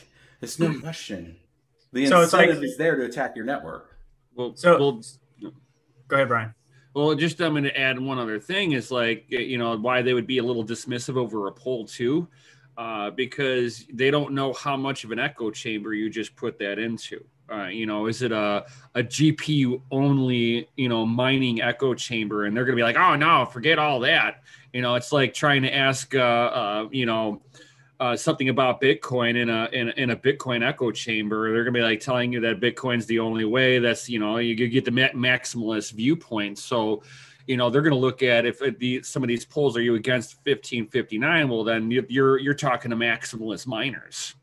Yeah, and I mean the argument ends basically by just saying they aren't even acknowledging the amount of pools that have announced that they're against it. So yep, I think that all of that just doesn't matter anymore. So when Stop 1559 came out, and all of those, the day that all of those pools were slowly making their announcements and going into that column, because it started with just FlexPool in that column, and Chris has done a lot of work, and I would consider FlexPool as an activist pool, which has some good and some bad traits, but it does get action kind of happening.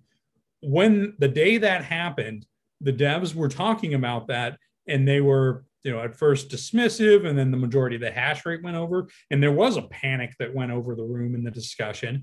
But the direction that panic took was, okay, the majority of the pools are against this. What can they do? How can they attack us? How can they hurt us? And they enumerated it, and they came up with some attack scenarios, and they looked at it and they said, yes, they can definitely do this attack scenario. And they were a little more panicked for a minute. And then they said, well, you know what? If they do that, we're just going to fork to 2.0. And that was where it stopped. That was the last time they gave any serious consideration. I don't think they can fork to 2.0 that fast. I just don't think they can do it fast enough to cover their losses or cover their asses. Yeah, they've said that they would maybe even have to go offline if they had to rush it. Like it would be like a week offline of doing the migration, because the migration is the biggest challenge. Yeah, exactly. Because they got to have to teach everybody what they need to put into their new contracts. And what do you think that would do to the ETH value? Yeah, they're basically not being stewards for their investors. Like take the miners out of the equation. The miners don't even matter at this point. The investors and the people that are actually holding Ether, the people that they say they care about. But if that's the decision they're going to make to push that through, then I don't think that's true either. And what we're talking about here is the inflation rate is 4%, right? Between 4 and 5%. That's it. That's it. And they're squabbling over that 4%. And what BBT said today was, hey, what about this? Very clear, raising it to 3%, that would still make it less inflationary. It's a good solution that decreases the risk and shuts a whole bunch of miners up. That's good for everybody. Well, yeah, and they're gonna get the benefit. I kind of gave AFAB the thunder there with, and again, it's putting the AB hat on the marketing company that used to sell beer. It's the same way with the burn is going to be like Joker sitting on the pile of cash and burning it, right? It's about sending a message. The fact that you have those high spike periods and you're able to burn 25 of a 27 coin block reward, and you can get to blast on Twitter, hey, we burned $9 million of inflation today.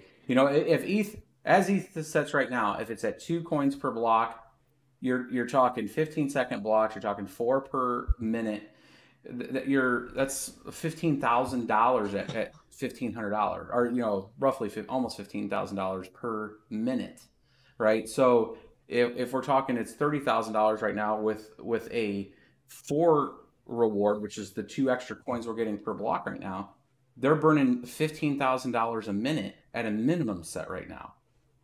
That's going to sum up, and there's going to be Twitter bots tied to it, calculating it, and it's going to be all marketing, bam, bam, bam. Even though the real impact is supply, even if it becomes a little deflationary, the messaging is going to be, hey, we're burning. Look how much money we're saving from potential sells. I know that if I was on that flip side, that's that way, I'd be selling the hell out of it, right? I'd be Twitter botting it. There'd be an entire page that had unicorns on it saying money destroyed today. Look at me get the Fed, right? But you can almost sit there and look at how they do it in Venezuela. I mean, the people are throwing it away in the garbage, and it's still not helping. Well, going along that, there's one thing that they talked about at the very, very end was the L2 solutions. I don't know a lot about it. What I think I know about it was these are like subchains that will add capacity. David, can you kind of add to that and talk a little bit about that? And what the timing is, what I'm really curious about is, could this actually start to take place about the same time 1559 goes into place, meaning the whole problem is moot? I really can't, unfortunately. I mean, there's a lot of work that happens is happening on L2 chains and L1s. And there was a post on Reddit within the last couple of days that basically said, Ethereum, you've got a marketing problem. The only people who understand. You muted. Yeah, I'm sorry. Unfortunately, you really can't. I can't say a whole lot about L2. I can't deep dive it, but there was a post on a Reddit post a day or two ago, and its premise was, ETH, you really have a marketing problem and an education problem, because the only people who know anything about all the L2 solutions and the very complicated mechanisms and linking back-end settings in MetaMask and everything else you have to do to set up L2 solutions are the devs and the people deep in it. And that really you need to make that something that people understand to have it solve the problem. And again, I could speak about it, but I wouldn't be speaking authoritatively about it. I don't understand it at a deep enough technical level to pretend to try to educate anyone else on it. But that is a thing that's out there. It's kind of a patch to what 2.0 is actually supposed to have in order to increase transaction capacity and address everything else. But it's clunky, and it's not something the bulk of users are going to use. One question I've really had as I've looked at all this 1559 debate over the last couple weeks is the UX. 1559 has been trotted out as a UX improvement, but I've really wondered how much of that is actually a UX improvement for someone who's going into MetaMask, going into a wallet, and sending a transaction in ETH, and how much of it is a UX improvement for the bot or UX improvement for the DeFi trading algorithm, because I don't see the former really being the major issue, with the one exception being the classic stuck transactions. Hey, fee suddenly started going up right after I sent my transaction. Now I got to wait around to see if it bails out. And I have a habit of sending all of the ETH out of a particular wallet to another wallet. So when that happens, it's very terrible because I don't have enough ETH to bump the gas fee up. So. Yeah, so I can't speak authoritatively either, but on the topic of layer 2 scaling solutions, you guys may recall last call that we did, just on the retail side, on the consumer side, it makes sense to me. It makes sense to me that they should be adopted without naming names of projects that are outside of the ETH core developer team. There are some projects that are already building scaling solutions and that are creating decentralized exchanges a la Uniswap, right? Essentially copying Uniswap's code base and then adapting it to their implementation of some kind of a roll-up or layer 2 implementation. And guess what? They're smoking Uniswap. Even their valuation is 10x what Uniswap's has been because they're solving that problem now. Now, the breadth of projects that they support is not there yet, but I mean, this is happening, right? That's the problem with decentralized systems and permissionless systems is that anybody can build on them, right? So if somebody is faster to a reasonable execution on using some of these protocols that are published, right, for layer 2 implementations, then they win. And it's already kind of happening. So, yeah, well, so again, without teaching. I'll jump in there a little bit. So there is some L2 in process that's pretty new. Loopring is one of them. Uniswap's still a couple months away. I think they're about to get part of MetaMask's DEX aggregator is looking at, and they're going to do it through an airdrop too, I believe. So if you haven't used that, that might be like a shameless plug to use that aggregator on a cheap night, just even if it's just for one thing, just to get your accounts flagged. So shameless plug there for that. So there is some already in flight. It hasn't really kind of been the de facto standard. And part of the counter of that is like, oh, well, you're just circumventing the miners on the transaction fees. And I mean, I think collectively at this point, you're not going to hear it from me yelling at the top of the thing, because I just think it's a terrible user experience right now. And if some of those fees, even like 30%, move over to that L2, and we can get a lot more users and more value proposition for ETH, we catch it on both the yield and we catch it on the price side, right? So if something is going to promote the activity and price and buying of ETH, we win. If they're using a whole bunch, unfortunately, we also win. And right now we have a little bit of both. With the big jump, but yeah, looping. So it's loop RING. If you look that up and Google that, that's a L2 solution. I think somebody in the chat actually talked to it.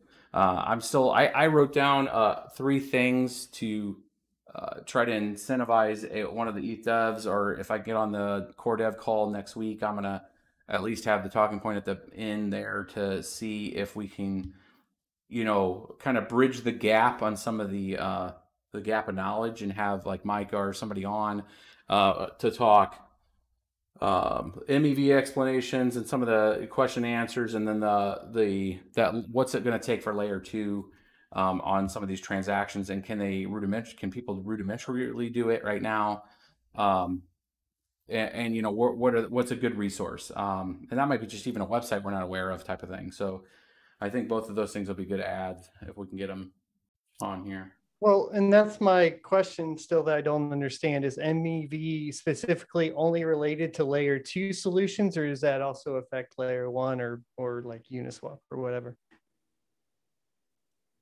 That's a good question. I believe that MEV type of transaction stuff is still going to happen on even layer on even POS. It's just the concept of mining is gone, because it's all about like proposal acceptation and rounds and stuff when it comes to proof of stake. I don't know how they're going to extract any more. Like if you go out to Beacon right now and you look, they're earning rewards. And this is kind of, it's funny. I tweeted that out last night, and I think got a couple ETH developers. I think I tweeted it to Peter or Flav, I think's the guy's name. And I'm like, hey, is the ETH to Beacon chain, because people have earned money, it's about 0.25 ETH per staker out there, is that being calculated in the current ETH supply?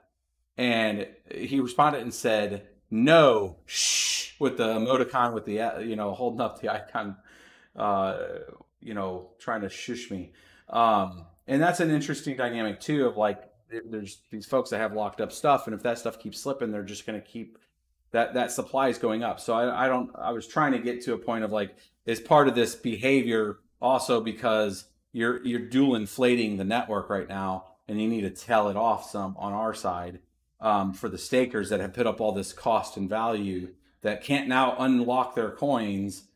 They want to have that value proposition to when that flips over to them, that we haven't pulled all the value out of it. But that's, I think, another good question. Hopefully we can get both a layer 1 guy and a layer 2, and maybe they might be different nights because of the, you know, crossing streams things with them. You know, I think both of them would be information, you know, that would be good, because right now I haven't staked. I have not, I have chose not to stake. I didn't want to lock it up, and it was purely not on the premise that I don't believe in ETH long. I believe on what I know from their development cadence, and I think if they finally put a date on something that's 2 years, it's going to be 4. So, you know, I just was like, well, you know, a lot of things can happen in 4 years. There's going to be another halving from Bitcoin. Ravencoin will go almost through 2 of them. Like, I don't know what the market's going to look like then. And I don't know if people have that kind of tolerance to wait another 4 years. So I don't know if people have tolerance to wait 2 years. So I was worried about that. So getting somebody on there to like explain kind of where things are at and where things are tracking, I think it would go far. I mean, if you look at any of those ETH dev meetings, you look at any of the ETH cat herders meetings, they usually average 150 people. We hit almost 2,000 today. So that should, from a signal analysis, they should see that, hey, either one, the people building on your network don't give 2 Fs on what your release schedule is, or 2, the communities, you think that is a huge support on your side, versus the actual community that's grassroots and shows up to talk to issues. It's more than a 16x factoring just from the spatial awareness of what's available on YouTube of people showing up. So, you know, I've never seen on any, and this goes with every proof of work switch over to proof of stake chain out there, who's going around and talking about Saya or Decred or Dash anymore, really. And Dash is a hybrid even. But like, I mean, and I liked Dash. I had no problem with Dash, but it's like as things started to kind of move, X11 went to full ASIC, it's just the communities collapse, and it's a lot more about like features, and you only have a few, you don't have huge communities like this. So, you know, getting people to come in here to talk ETH2, getting people to talk some of these other features, I think would be good in this format. For, you know, our different audiences can ask questions and stuff, and maybe give them some exposure. And indirectly, maybe we can want to be one of the better sources out there to get information out. I mean, because I mean, I don't know how many is on your guys' channels watching right now. I had 472 watching this live stream. I know most of us are simulcasting in some way. I mean, collectively, I mean, I know last time we did this, I mean, collectively, we were over 2,000 people concurrent watching. That's a pretty high engagement. You know, the mining spreadsheet, we blew through 137,000 API calls. Now, part of that was my crappy job the first round on getting the API set up, but we're still averaging around concurrently a day, almost 100,000 people hitting the mining spreadsheet. You know, there's a lot of engagement. And I think if we can tap some of these resources, we can actually be a positive steward in this, and ironically give them a lot more exposure to what they're thinking that they're doing by making changes to the network. Open it up to you guys if you guys do. So Go ahead. You go, David. I think it's an opportunity for an olive branch, for sure, because that did come up in some of the 1559 discussion. Some of the 159 discussion is essentially, what is the 2.0, what does the POS transition look like? And there were specific questions from the devs. How do we better educate miners? How do we better make sure that they're aware of what's planned as dates do become more formal, how they can get involved, how they can still make money on 2.0, and then, you know, what the features are, what mining looks like. They're talking right now about the mining transition plan. There's a discussion out there right now about starting POS and then allowing mining to continue to make money for some amount of time to make that transition nice and smooth. And miners actually will be just mining empty blocks, but getting paid out so that they are not incentivized to resist POS. They have time to transition over without having any kind of access to do any damage. That's just a proposal, but there's a lot of desire to interface with the mining community, educate them, and help bring them into the whole ETH ecosystem. If we can help them do that, particularly you guys that have the channels, if you can help them do that, I expressed my interest to help that in as many ways as I can. I think it's just better for the entire community, and it may result in more respect for the mining community as we go through these critical next year or 2 or 3 or 7 until they get where they're going. Yeah, my problem with that is having a responsibility to the people that view the channel. And the fact is to say that we should just be holding on to some singular coin in some hopes that it goes up in price is irresponsible.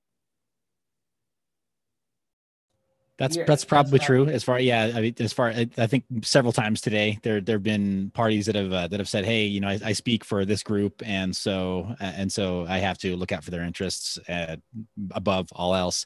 I'm wondering if you know, we'll use the trigger word just once here behind closed doors. I wonder if a good compromise is for the miner extracted value. And maybe this is more something to bring up with pools, maybe pool operators, but having the miner extracted value be something that is ideally fed back into the ecosystem in a meaningful way, vis-a-vis DeFi or some DeFi instrument, or powering some L2 development somehow that does help to align interests better, but specifically having it roll into Blind Run, you realize you're the main featured video on my stream. That's why you did all that, didn't you? I'm flattered. No, it really was good.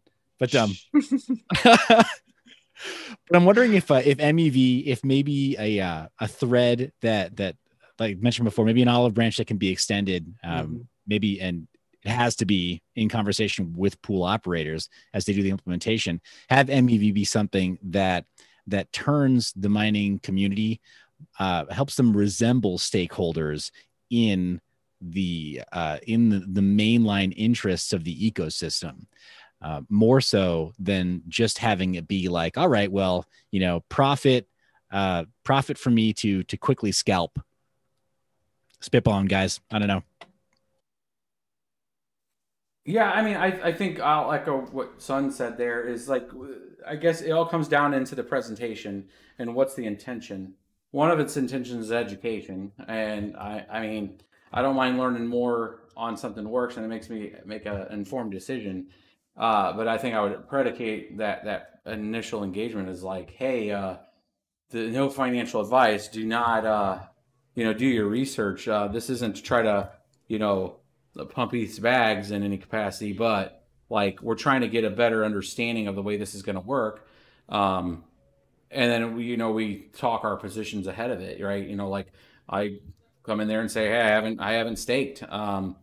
And I stated my reasons why, but as I start to understand more, I think for me, it's more of execution driven than promise. I mean, I would want to see him at 1.5. I would want to read through the execution strategy on how they're going to, move things over and change state. Because I heard we talked earlier that somebody was like, well, we just power it down. It doesn't, unfortunately, it doesn't work that way. You got nodes, you got miners. It would be an abrupt change, like the DAO hack. I mean, people were still mining, right? And then it created Ethereum Classic. And then people kind of just went with it. Like, you know what, I'm not going to change. I don't like these terms, and we're just going to continue with it. It's the same thing as like, if this was a deep enough poison pill where it was really existential, they're not going to do the block reward. They don't care. Enough pools and node operators and developers could get together and fork this currency, keep it going, and they can fork off the Ice Age. It's not, there is no like a master key that they have. It's a matter of, do you have the right size and support on all the elements you're going to need to uphold a chain? And you're going to have to organize, you have to have, clients, so the reason why they're so confident that it's not just about the miners is because they know the level of effort that's needed to have the clients, right? So there's different ways to interface with the cryptocurrency chains. Ethereum has a whole bunch of clients. They have a Java client, they have, JS, they have Python with Viper, .NET client with Ethermine, right? They have a lot of different implementations. And so that if you take that responsibility of hard forking that currency, you not only have to do the ETH core dev protocol level of responsibility, you also have the client responsibility. And even if you said, hey, we're going to fork this is going to be the miners chain. We are cloning essentially all the DeFi stuff. So you're going to now have two of everything. There's going to be the miner version of Uniswap. You have all of that ecosystem that either comes with it or you sunset all those other features because they're just going to die on the chain and all you're caring about is layer one. You would still need to pick your few clients that are sticking around. You'd need the people to pick up all that. So it's not a matter that we can't mechanically fork it. It's just all that other overhead that comes with it. So that's why they're confident in that, well, they might be able to fork it and they may be even able to turn off the Ice Age on that, but they won't have a client team and they won't have a communications team and all the other stuff that holds up ETH. So, having, the people that are part of those client teams and better educate people through, our channels, if we would take those opportunities to open it up, I would much rather do it in a more general, broader forum because I think we're stronger as a group than as individual channels when it comes to this kind of subject. Of course, we could take the information that's garnered in one of those type of bigger meetings, pool that information, and then do one-off videos for our independent communities if we felt that it made sense. But I think we're at a point, an inflection point, that we could actually come out as not second-class citizens in this. We could come out as the stewards that help the transition, because I think we organize better, quite frankly. We do. Like we're having a cordial conversation here, and trying to give them the benefit of the doubt because we know they're not on the call. And that's I think a testament to this group here. And we have our strength, our opinions of certain, people, but we're also trying to give them the benefit of the doubt of their focus of, the way they're putting us in a box. And I think that'll set us a tone to the way the behavior really should be working, and maybe hopefully teach some people some manners on some stuff too. I mean, it's we're not to be kicked around on it, and they're breaking a very powerful asset that they have from a grassroots community standpoint. And I've been beating that drum since the Feather coin in 2013. The power of community is huge. And the power community is what helped build Ethereum. We all know we were part of it. The folks that have been mining it had been part of it, had talked to our brothers and sisters and cousins and uncles and everybody else. And then they talk to people. There's a one-to-many connection on all that stuff. You're doing it at the mining level, right? Like, you're going to walk in and start talking about protocol stuff to people, like, they're going to be lost. But if somebody walks into your house and sees a miner and goes, what the hell is that? Hey, is that a new RTX? Yeah. And then you have a conversation. We are like Mr. Miyagi organically explaining a crypto network to somebody without even understanding that we're explaining a crypto network to somebody. So, like, that's a resource. And, I think that's part of the things that are untold when we're having those conversations. I know when I was having that conversation today, that was going through my mind as like, we do a lot of effort, not just explaining the platforms and the various platforms and how things work. We're also stewards of the community. And to take that kind of approach that, I don't see anybody else doing this kind of stuff. So, like, they should lean into it, and hopefully bringing them on a channel, like this kind of format, I think will get some awareness that can be brought back to some of those all core dev meetings, when they're in a room together and they're like, hey, you know what, those mining dudes aren't that bad, actually. They're pretty cool. And they're going to help us out. And we think it might be a good thing. And maybe we should think about things a little differently, So we'll see.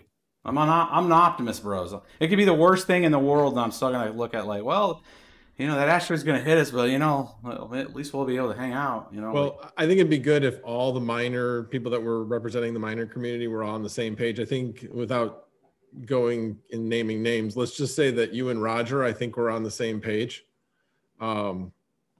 So it would be good. And am I the only one that thought it was kind of strange that this MEV thing was just like thrown into this meeting when we've been talking about this for 3 months? And if that was an olive branch to throw out to miners, that it was only mentioned for the first time today. Has anybody else heard anything mentioned about that in the last 3 months? Not in the past meetings. No, I have not.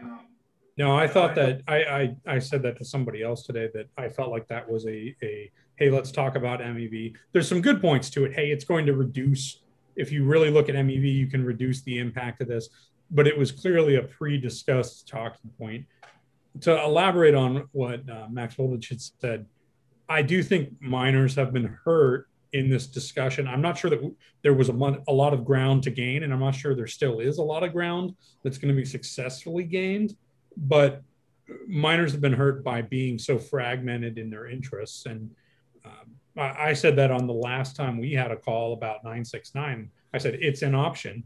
I'm very familiar with it, and I'm happy to talk about why it's an option, but I don't think it's the best option. And it was for exactly that reason, because it has become clear, and even Michael made it clear in the previous call, there are competing interests there. We're going to just end up with infighting within the miner community, and that's not a good way to get progress, even if some of us think that would be a good thing for the overall network. So the more that the mining group can agree on a best path forward and represent themselves in unison, the better result we're going to get in any kind of discussion. And I'm looking forward, not just now, but to what could happen over the next 12 to 18 months. I have concerns that there is a precedent here, that there is a precedent that miners are not important in any way and not to be considered. And 1559 is now laying out that precedent, and there may be other changes ahead of the merge and ahead of POS, as people theorize on possible things that miners could do they don't like. They may decide to start pulling other rugs out from under us along the way, because they no longer consider miners to be important. And if that is the case, it would behoove us to be on the same page and coming from the same place in discussing those matters. Yeah, and then just kind of expanding a little bit more, something that even Carter touched on a little while back, right when he was hearing about the EIP 1559, it kind of got underneath his skin right at first. And he's like, okay, if they're going to change the rules right at the end, as they sunset the miners, it's like, what really stops them from doing it to the stakeholders too? Changing the rules even on them. So it's like, how can the stakeholders feel safe that they're not going to get the rules changed on them? because there is no social contract, as Carter would say. Well, the only reason why I even brought that up is because there was a statement, and I don't remember which developer it was. It was done on Twitter, but and it was, I think, backed up by AFAB, which is interesting to me, that there is no social contract with miners or the stakers, which was interesting to me, and that if the collective whole determined that there needed to be an adjustment to the reward structure, that they would just do it, and that they'll get slashed if they're out of because the way the mechanisms work, the stakers that are mad can destake and leave, or they'll get slashed if they're not taking the proposal against the group, right? And I'm just like, man, that's not the way you run things, bro. Like, that is a horrible concept. And where miners have the ability to pivot, I mean, it's a crappy way to run things, but we can pivot. Like, you do that to somebody that's vested and locked into your coin, you're going to lose them forever. Like, we keep coming back and taking the beatings because the profitability is still going to swing us there. But there's miners I know that have not touched ETH anymore because of after the second time that rewards were pulled, and it went from 3 to 2, it was already kicking it down, right? Like, it was barely profitable at 3, and then it went down to 2, and it did the exact opposite. And so some people are just like, yeah, you know what, never again, thanks but no thanks. And now I wanted to make sure it was very clear that if that's just a couple people shooting from the hip and they're no say in this, and it's just them being that minds, being that kind of a person to say, well, we can change it with the stakers too. I'm like, hey, like, mining, because of the way it's designed, it would be very hard to like launch a lawsuit or anything to that effect. It just wouldn't, it'd be very messy and very expensive. I think things change a little bit if you start really playing with the monetary policy on stakers, especially in some jurisdictions, because you're doing a fell swoop on the network. So while you'll probably be okay in the US, you might not be okay in the UK, and you got to they're getting into muddy waters when they start messing anything with monetary policy. I think we're going to get to a point where this is going to be one of the last, I think, phases to where they can actually do this as big money's coming into this. Like when we're talking 1.5 trillion across the whole market cap, I think monetary policy in general, and it's only going to take one to get a class action against them to then pause all of this kind of mid-flight changing stuff. And that's why I never really pushed hard on the ASIC side either, is because they had their point. They had their time to be able to do the ASICs before new stuff was taped out in 2018. That was missed. So now, to do it now, that's why I wasn't in there beating on 969 or Prague POW, is because there are people that have bought, and there are companies that, in a Silicon that have, orders, and it's a disaster. And if I was those companies, I know the way I would react to it. And I would look at my options legally to try to, stop that, because like, hey, you guys had this plan and now you're changing it. So I'm trying to put my head where the ASIC maker was at that period in time. And that's why I haven't really pushed for it. I mean, and it's different when the network is an existential risk, and we know that no GPU's profitable, then there's a network decision from a security risk standpoint, and then they could take that on for the greater of the good. And then there's a good chance the ASICs will either just get screwed over, or, maybe they lock it up into core 2.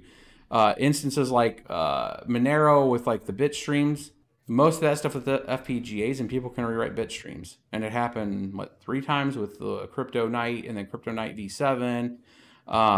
And they just kept doing it. And then finally they went to RandomX, right? So Ravencoin did it too. But I think we're getting to that point to where once the rules are set, it's going to be really hard to change them, just because we're getting into this more globally accepted, integrated JP Morgan and everybody being part of this, and it's all one big kumbaya world where it's moving to more of a federated design than a centralized or a decentralized design, and not because the ecosystem and the rules are changing. It's because where the platforms are going to be running, where we all pretty much know that ETH 2.0, those nodes are going to be on clouds. If they're not on clouds, I'd question the people's understanding of, you know, the uptime.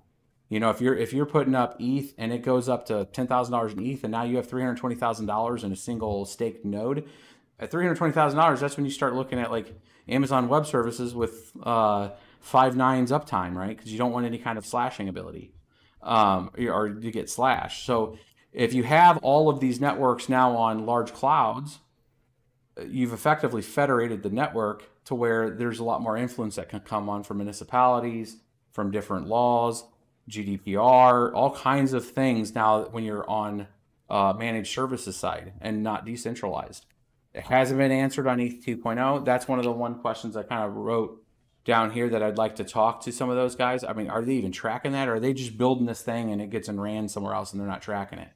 You know, there's some big questions I think that need to be answered from that risk standpoint, where people are touting decentralized, we're changing finance, but it's just like, no, bro, you're just an app running on a cloud, and you're going to be subject to the same kind of rules, and you're not really innovating now anymore because you could be shut down by, the UK or somebody. So I think a lot of questions will help get some of those things answered if we can actually get them into a room. And none of them are going to be, I think we got to be able to make sure that, just like any of us, like no matter how much we're researched, none of us are like, quote unquote, like, I don't know, I don't consider myself an expert. I consider myself just here and been around for a while and had a few cycles. So I feel confident in certain things, and certain things I'm still learning. I think if we have any of them on, we premise it with, hey, we know you're not the decision maker, but you're a pretty smart dude in this spot, and we got some questions. And, just take some of that off the list to make them feel like they're not trying to talk on behalf of all that network. And I think we'll get some good responses if people are comfortable. I'll let you guys talk for a second. Well, my response, like to sum it up, like when I was watching this morning with you, was most of these people are smarter than me. However, they know it and seem to use that as an excuse to ignore valid concerns. Yeah, that's how I felt about it. That's pretty much how the posturing and the gesture. I think Nemesis was talking about it. Their posture and the gesture kind of their body showcase said it all. So, but I mean, Mr. Carter, I apologize if you had to mute me earlier. In summary, because it's getting late here on the East Coast,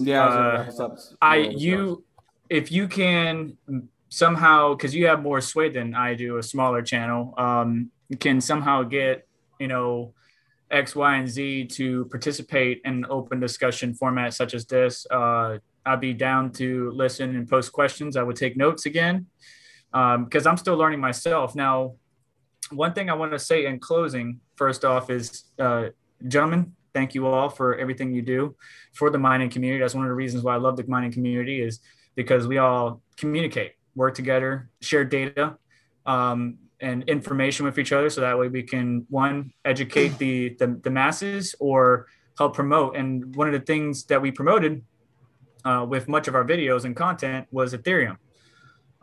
So I don't think they're factoring in the amount of content that we produced on mining Ethereum, various miners, Claymore, Phoenix, T-Rex, every GPU testing and stuff like that. All that gets attention to the Ethereum network as a whole.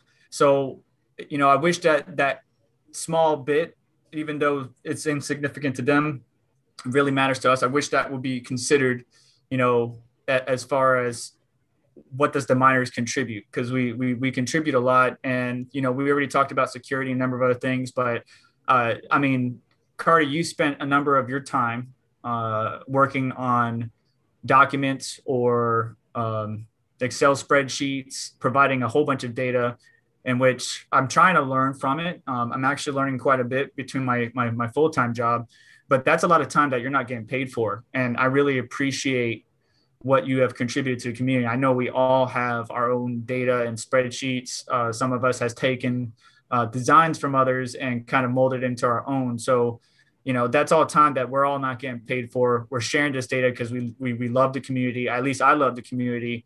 And I just want to share the data and help other people out in this world. That's the way I carry myself. That's the way my mother raised me. And that's the way I'm going to continue to do so. And I just want to thank you and let you know that I appreciate you. For sure, my dude. You know, and not to make light of the whole situation too. It's like, okay, ETH finally sunsets the miners. What are we going to benchmark our GPUs after? Because everybody's like, oh yeah, what does it mine? 31 mega hash. Oh, Raven coin.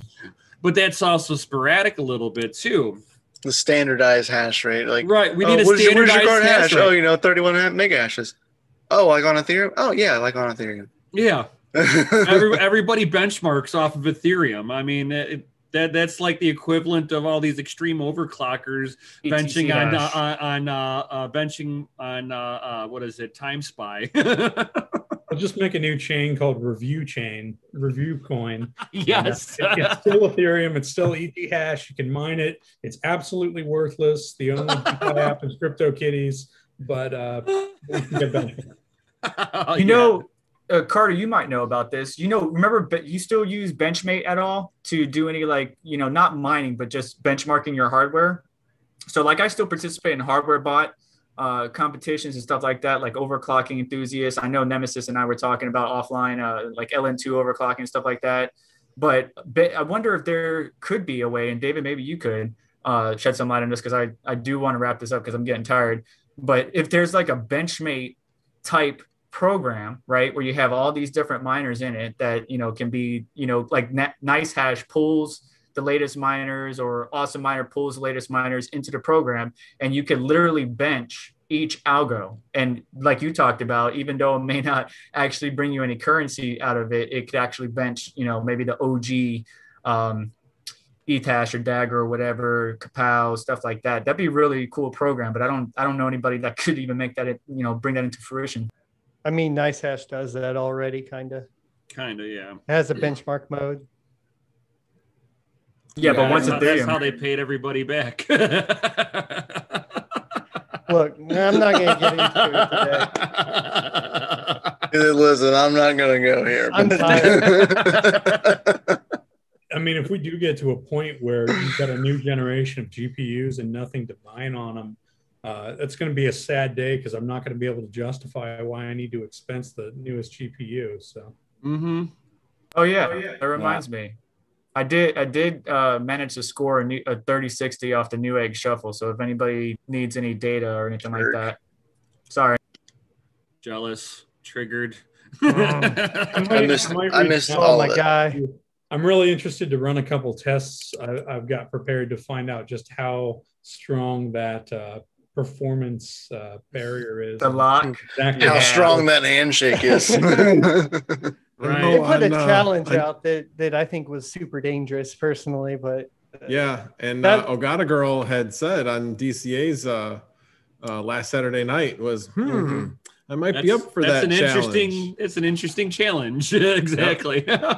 Everybody thinks the same, because they're like, it's unhackable. Like, how about that? It's not a word you should use. Right. Can I get you guys to all go through, like, maybe in an order, and drop your info for people in my chat so they can go and follow you wherever y'all are at and that sort of thing? Yeah. Can you call it out on your stream, like the current setup, like what you have, and we'll go through it? Call it out. What do you mean call? Okay. Yeah. So first is Bits, and I think I've already linked Bits a few times, but Bits, go ahead and introduction. Yeah, man. You guys can follow me on BitsBeTrippin on YouTube, Twitch. I finally got my Twitch stuff set up, so a lot of the deeper dive, this build actually I'm going to do on Twitch probably tomorrow, and then I'll bring a recap of it. This is a 14 card rig that you see me kind of putting together on the stream earlier. Here, I'll give you guys a little preview actually, because it's actually almost ready to get put together fully here. I think I can switch my video source here to give you guys a little. There you go. So it's nice. It's 4 3090s, 3 3060 Ti's, and the rest are all RTX 3070. So I'm gonna get a lot of hate, obviously, for that. So it's gonna be 14 cards. just a mixed setup, and then I have another rig that's going to be all 6900 XTs. Again, ordered like when everything first came out and finally showed up. But yeah, a lot of those kind of builds like that are usually done on something like Twitch, because it's long format like this. Might be 3 hours, and I'll take the recaps of those, put them on YouTube, just to kind of what the settings are and stuff like that. But yeah, BitsBeTrippin on Twitter also. I feel like the 3070s are always the filler card right now. Yeah, I feel using 3080s. Max. Okay, so I'm new. So the only way you can find me on YouTube is actually if you do a search for Max Voltage and then do a filter on channel. I've got about 50 subscribers, so just getting started. Have about, I don't know, 5 to 10 videos or something like that. But I'll be putting more content out there. Can you link it in chat and I'll throw it over right now? Because I was trying. Yeah, if I can find it myself, sure. I would like to add something. He's big in the community, guys. Yeah, I would like to add something before Son of a Text, I which is got over it, to the next I got it. person. You got it. He's new, but pretty knowledgeable dude, and he's been helping out in DCA and my streams and stuff. So Van Mald is the ID. Okay, Yeah, got it. Thanks. And next is Mr. Nemesis. Can't hear you. You're muted. Stupid mute. So, yo, what's up, everybody? I am Nemesis from Crypto and Hot Rods. You can find me at Crypto and Hot Rods, where I'm very mining focused with hardware. I like to kind of think of myself as a hardware specialist, just because, you know, I love tinkering on physical things. I mean, I come from the world of hot rods and, you know, modern cars, so I'm used to dealing with computers, electrical stuff.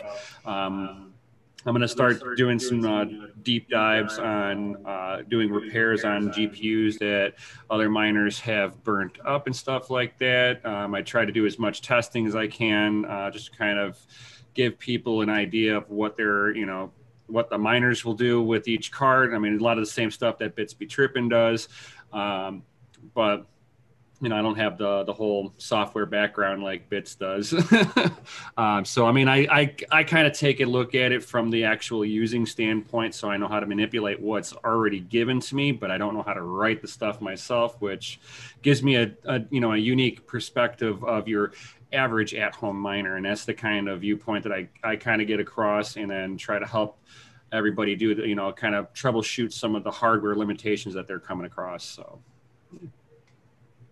Awesome. Next is DCA. What is going on? Well, I'm Crypto Mikkel.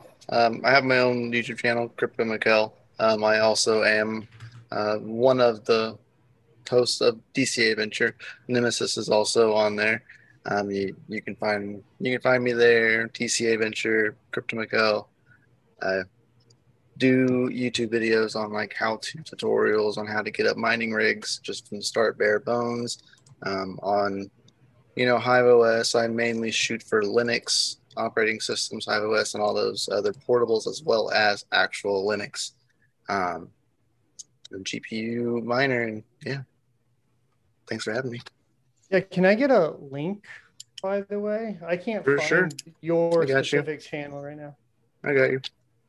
I put it in the Zoom chat for mine. If you didn't, I got yours already. Okay. Cool. I've had it, and I thought I had Mikkel saved, but I'm having trouble pulling it up for whatever reason.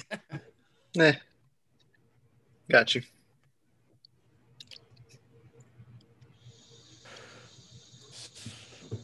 That's Savage. I already have yours, Savage.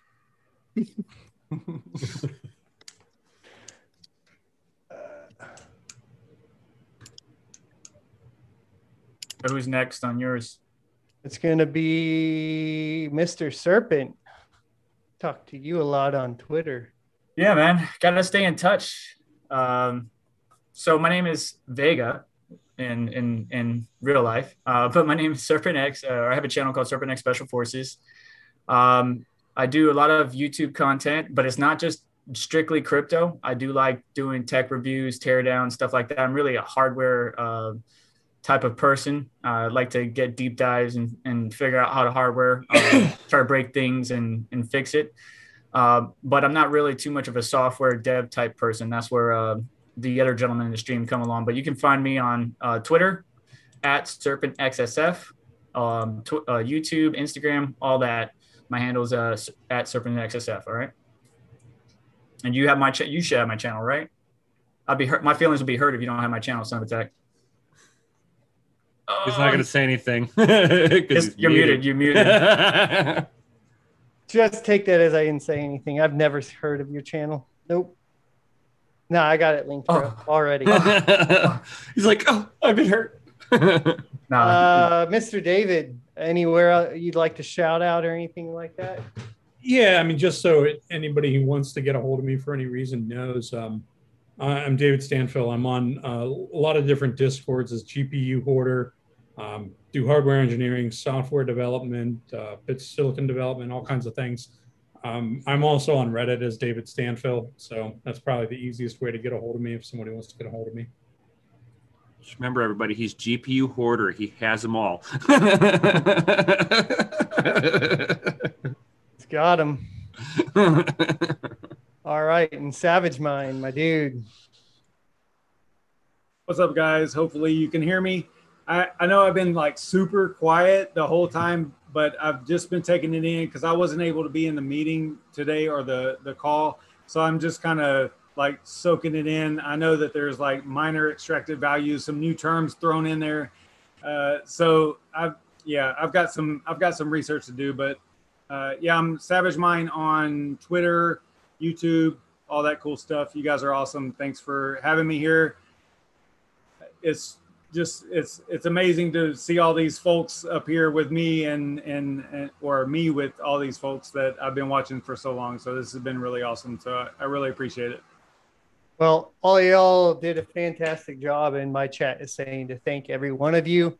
So hopefully they'll reciprocate by following my links and giving you guys a little bit of subs. You're gonna leave out Seth, Mind Your Biz? Did I miss Money it?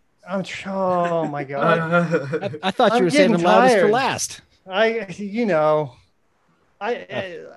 knew you were on the call, and that's terrible. All right. Hey. Look, this is why Bits is the host.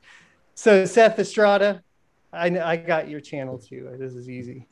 Hey, I really appreciate that. So to echo what Savage said, it really is a pleasure to have that large scale event happening. I mean, it kind of begs the question, why weren't we doing this for forever? Because this is awesome. Yeah. But background here, watched Bits' stuff, watched actually a lot of your stuff, Blind Run, because Matt was he's more OG than a lot of people give credit. What you guys have built is just amazing. So I mean, I feel like a grifter by comparison when it comes to the mining content. I like making spreadsheets and testing old gear and trying to like make a penny squeal. That's kind of more my deal. If there's old hardware or it's something you don't expect should mine, I like trying to get my hands on that kind of stuff and really go for the value play in mining. Just found hardware, or anybody who's wondering, can I turn spare compute cycles into money? And I like approaching it from that perspective.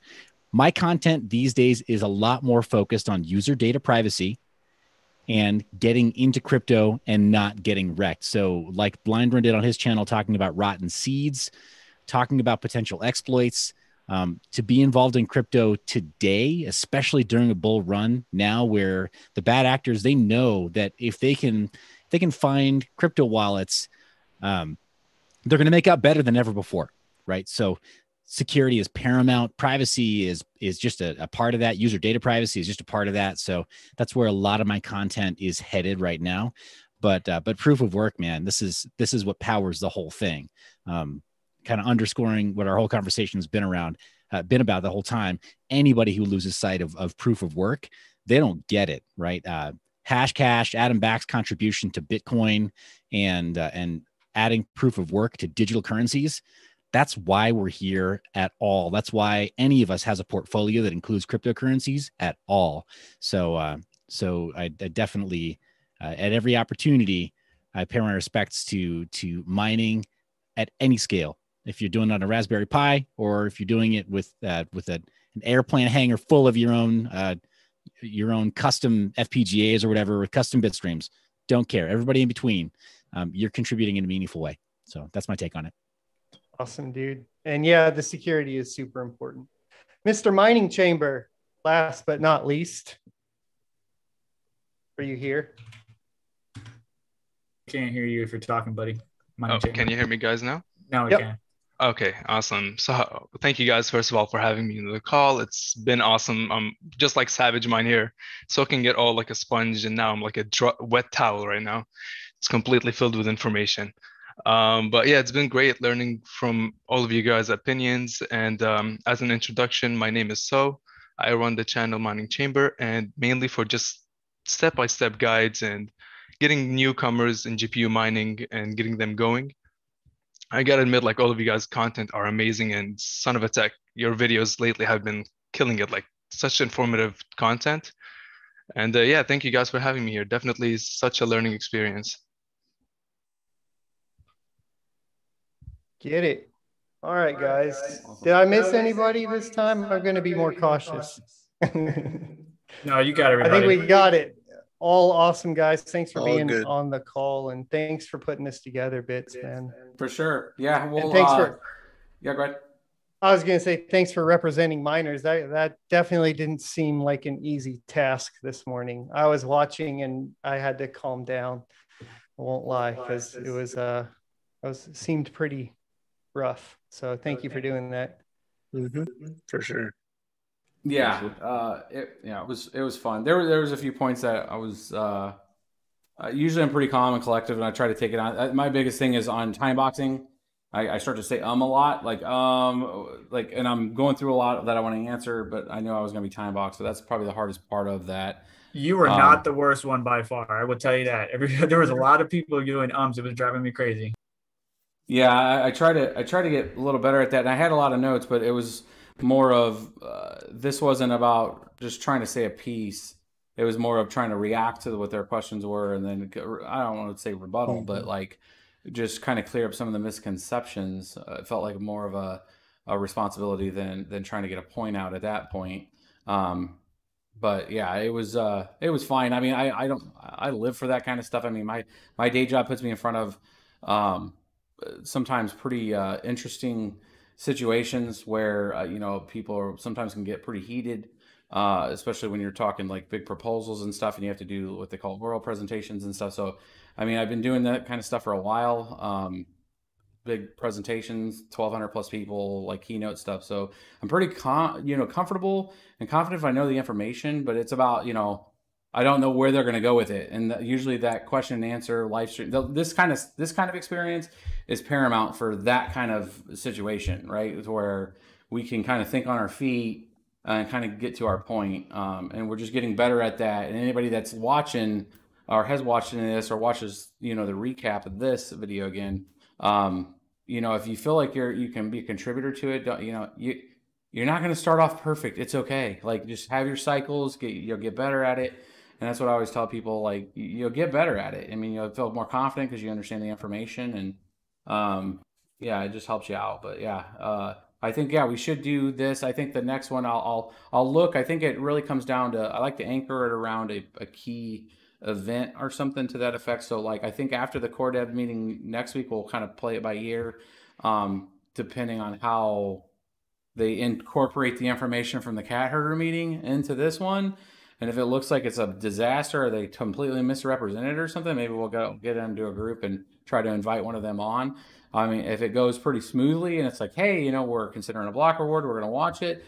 I mean, our work may be partially, at least started there, not done, but we'll play it by ear and see if we want to come back as a group. I'm trying like hell to get the HX cards, and I'd like to have kind of review with everybody if I can get a hold of some from NVIDIA, and kind of do I sent out a whole bunch of emails. I'm happy to trade those in and out too with you if we can grab them. Yeah, I wanted to open them up. So I have some contacts back with Linus, Tech Tips, and Jake. That's with them.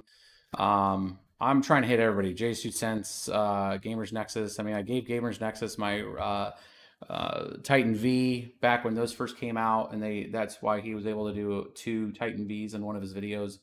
Actually, if you Google Titan V BitsBeTrippin, you'll see it. Like Gamers Nexus's video actually comes up first. But I've tried to reach out to them and said, hey, you know, if I get them, I'll send them to you. If you get them, I don't care if I'm remoting in. I'm afraid NVIDIA is going to do what NVIDIA does, and they're going to go and look at metrics, and they're going to send it to like a Jay's 2 cents of the world, and he's going to be like, what the hell do I do with this? Well, they told me specifically that they aren't sending them because they're only party boards. So you need to be emailing ASUS and those guys. Yeah, I've sent a gigabyte. I have contacts at all of them. Yeah, and I'm trying to get them, and I have an open comm with Sapphire trying to get their, if it's going to be the 5500M or if it's the 5700M. I've heard some rumblings that they should hopefully have something announced in the first part of this March. I'm surprised they haven't came right out after NVIDIA did, to be honest with you, and just announced theirs. But again, I'm trying to get that too. So. Well, just FYI, I don't think they'll be sent. I don't think the GPUs are going to be sent to the content creators like Jay's 2 cents and stuff like that. Maybe Gamers Nexus, but those platforms, if you haven't seen their content lately, is not a really mining eccentric. I don't think they have anything against it. It just seems like they're less likely to get a mining card shipped to them. At least some of them, not all of them.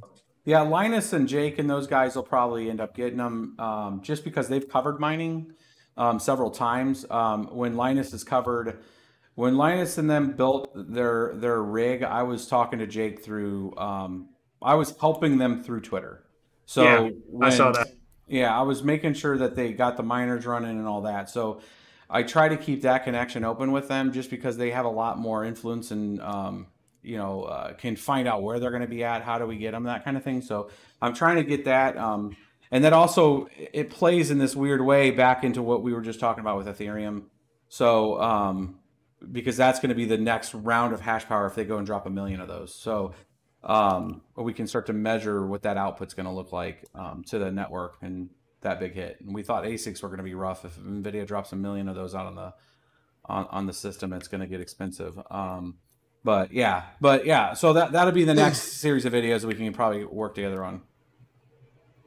I'd like to do one on ETH 2.0, and then if EIP 1559 is fully confirmed, what the final rollout looks like after whatever decisions are made, if there are any changes. But yeah. Yep. And I got those three points behind me, and I'll bring those up next week at that dev meeting if they let me in it. Otherwise, I'll be in the dev chat. I'm in their Gitter, and the R&D. I mean, there's a few of you guys in the R&D channels too, and trying to talk to those guys directly just to see if we can get somebody on there. So I'll see if I can get Micah at a minimum set. He seemed very willing. So we'll see if maybe the next one we can get him in there. Okay, sounds good. Thank you, guys. All right. Well, I guess we'll wrap it up. If anybody has anything else, but and yeah, it was a good one. 2.5 hours. A long time, boys. Yeah, I'm gonna wrap it up in my stream.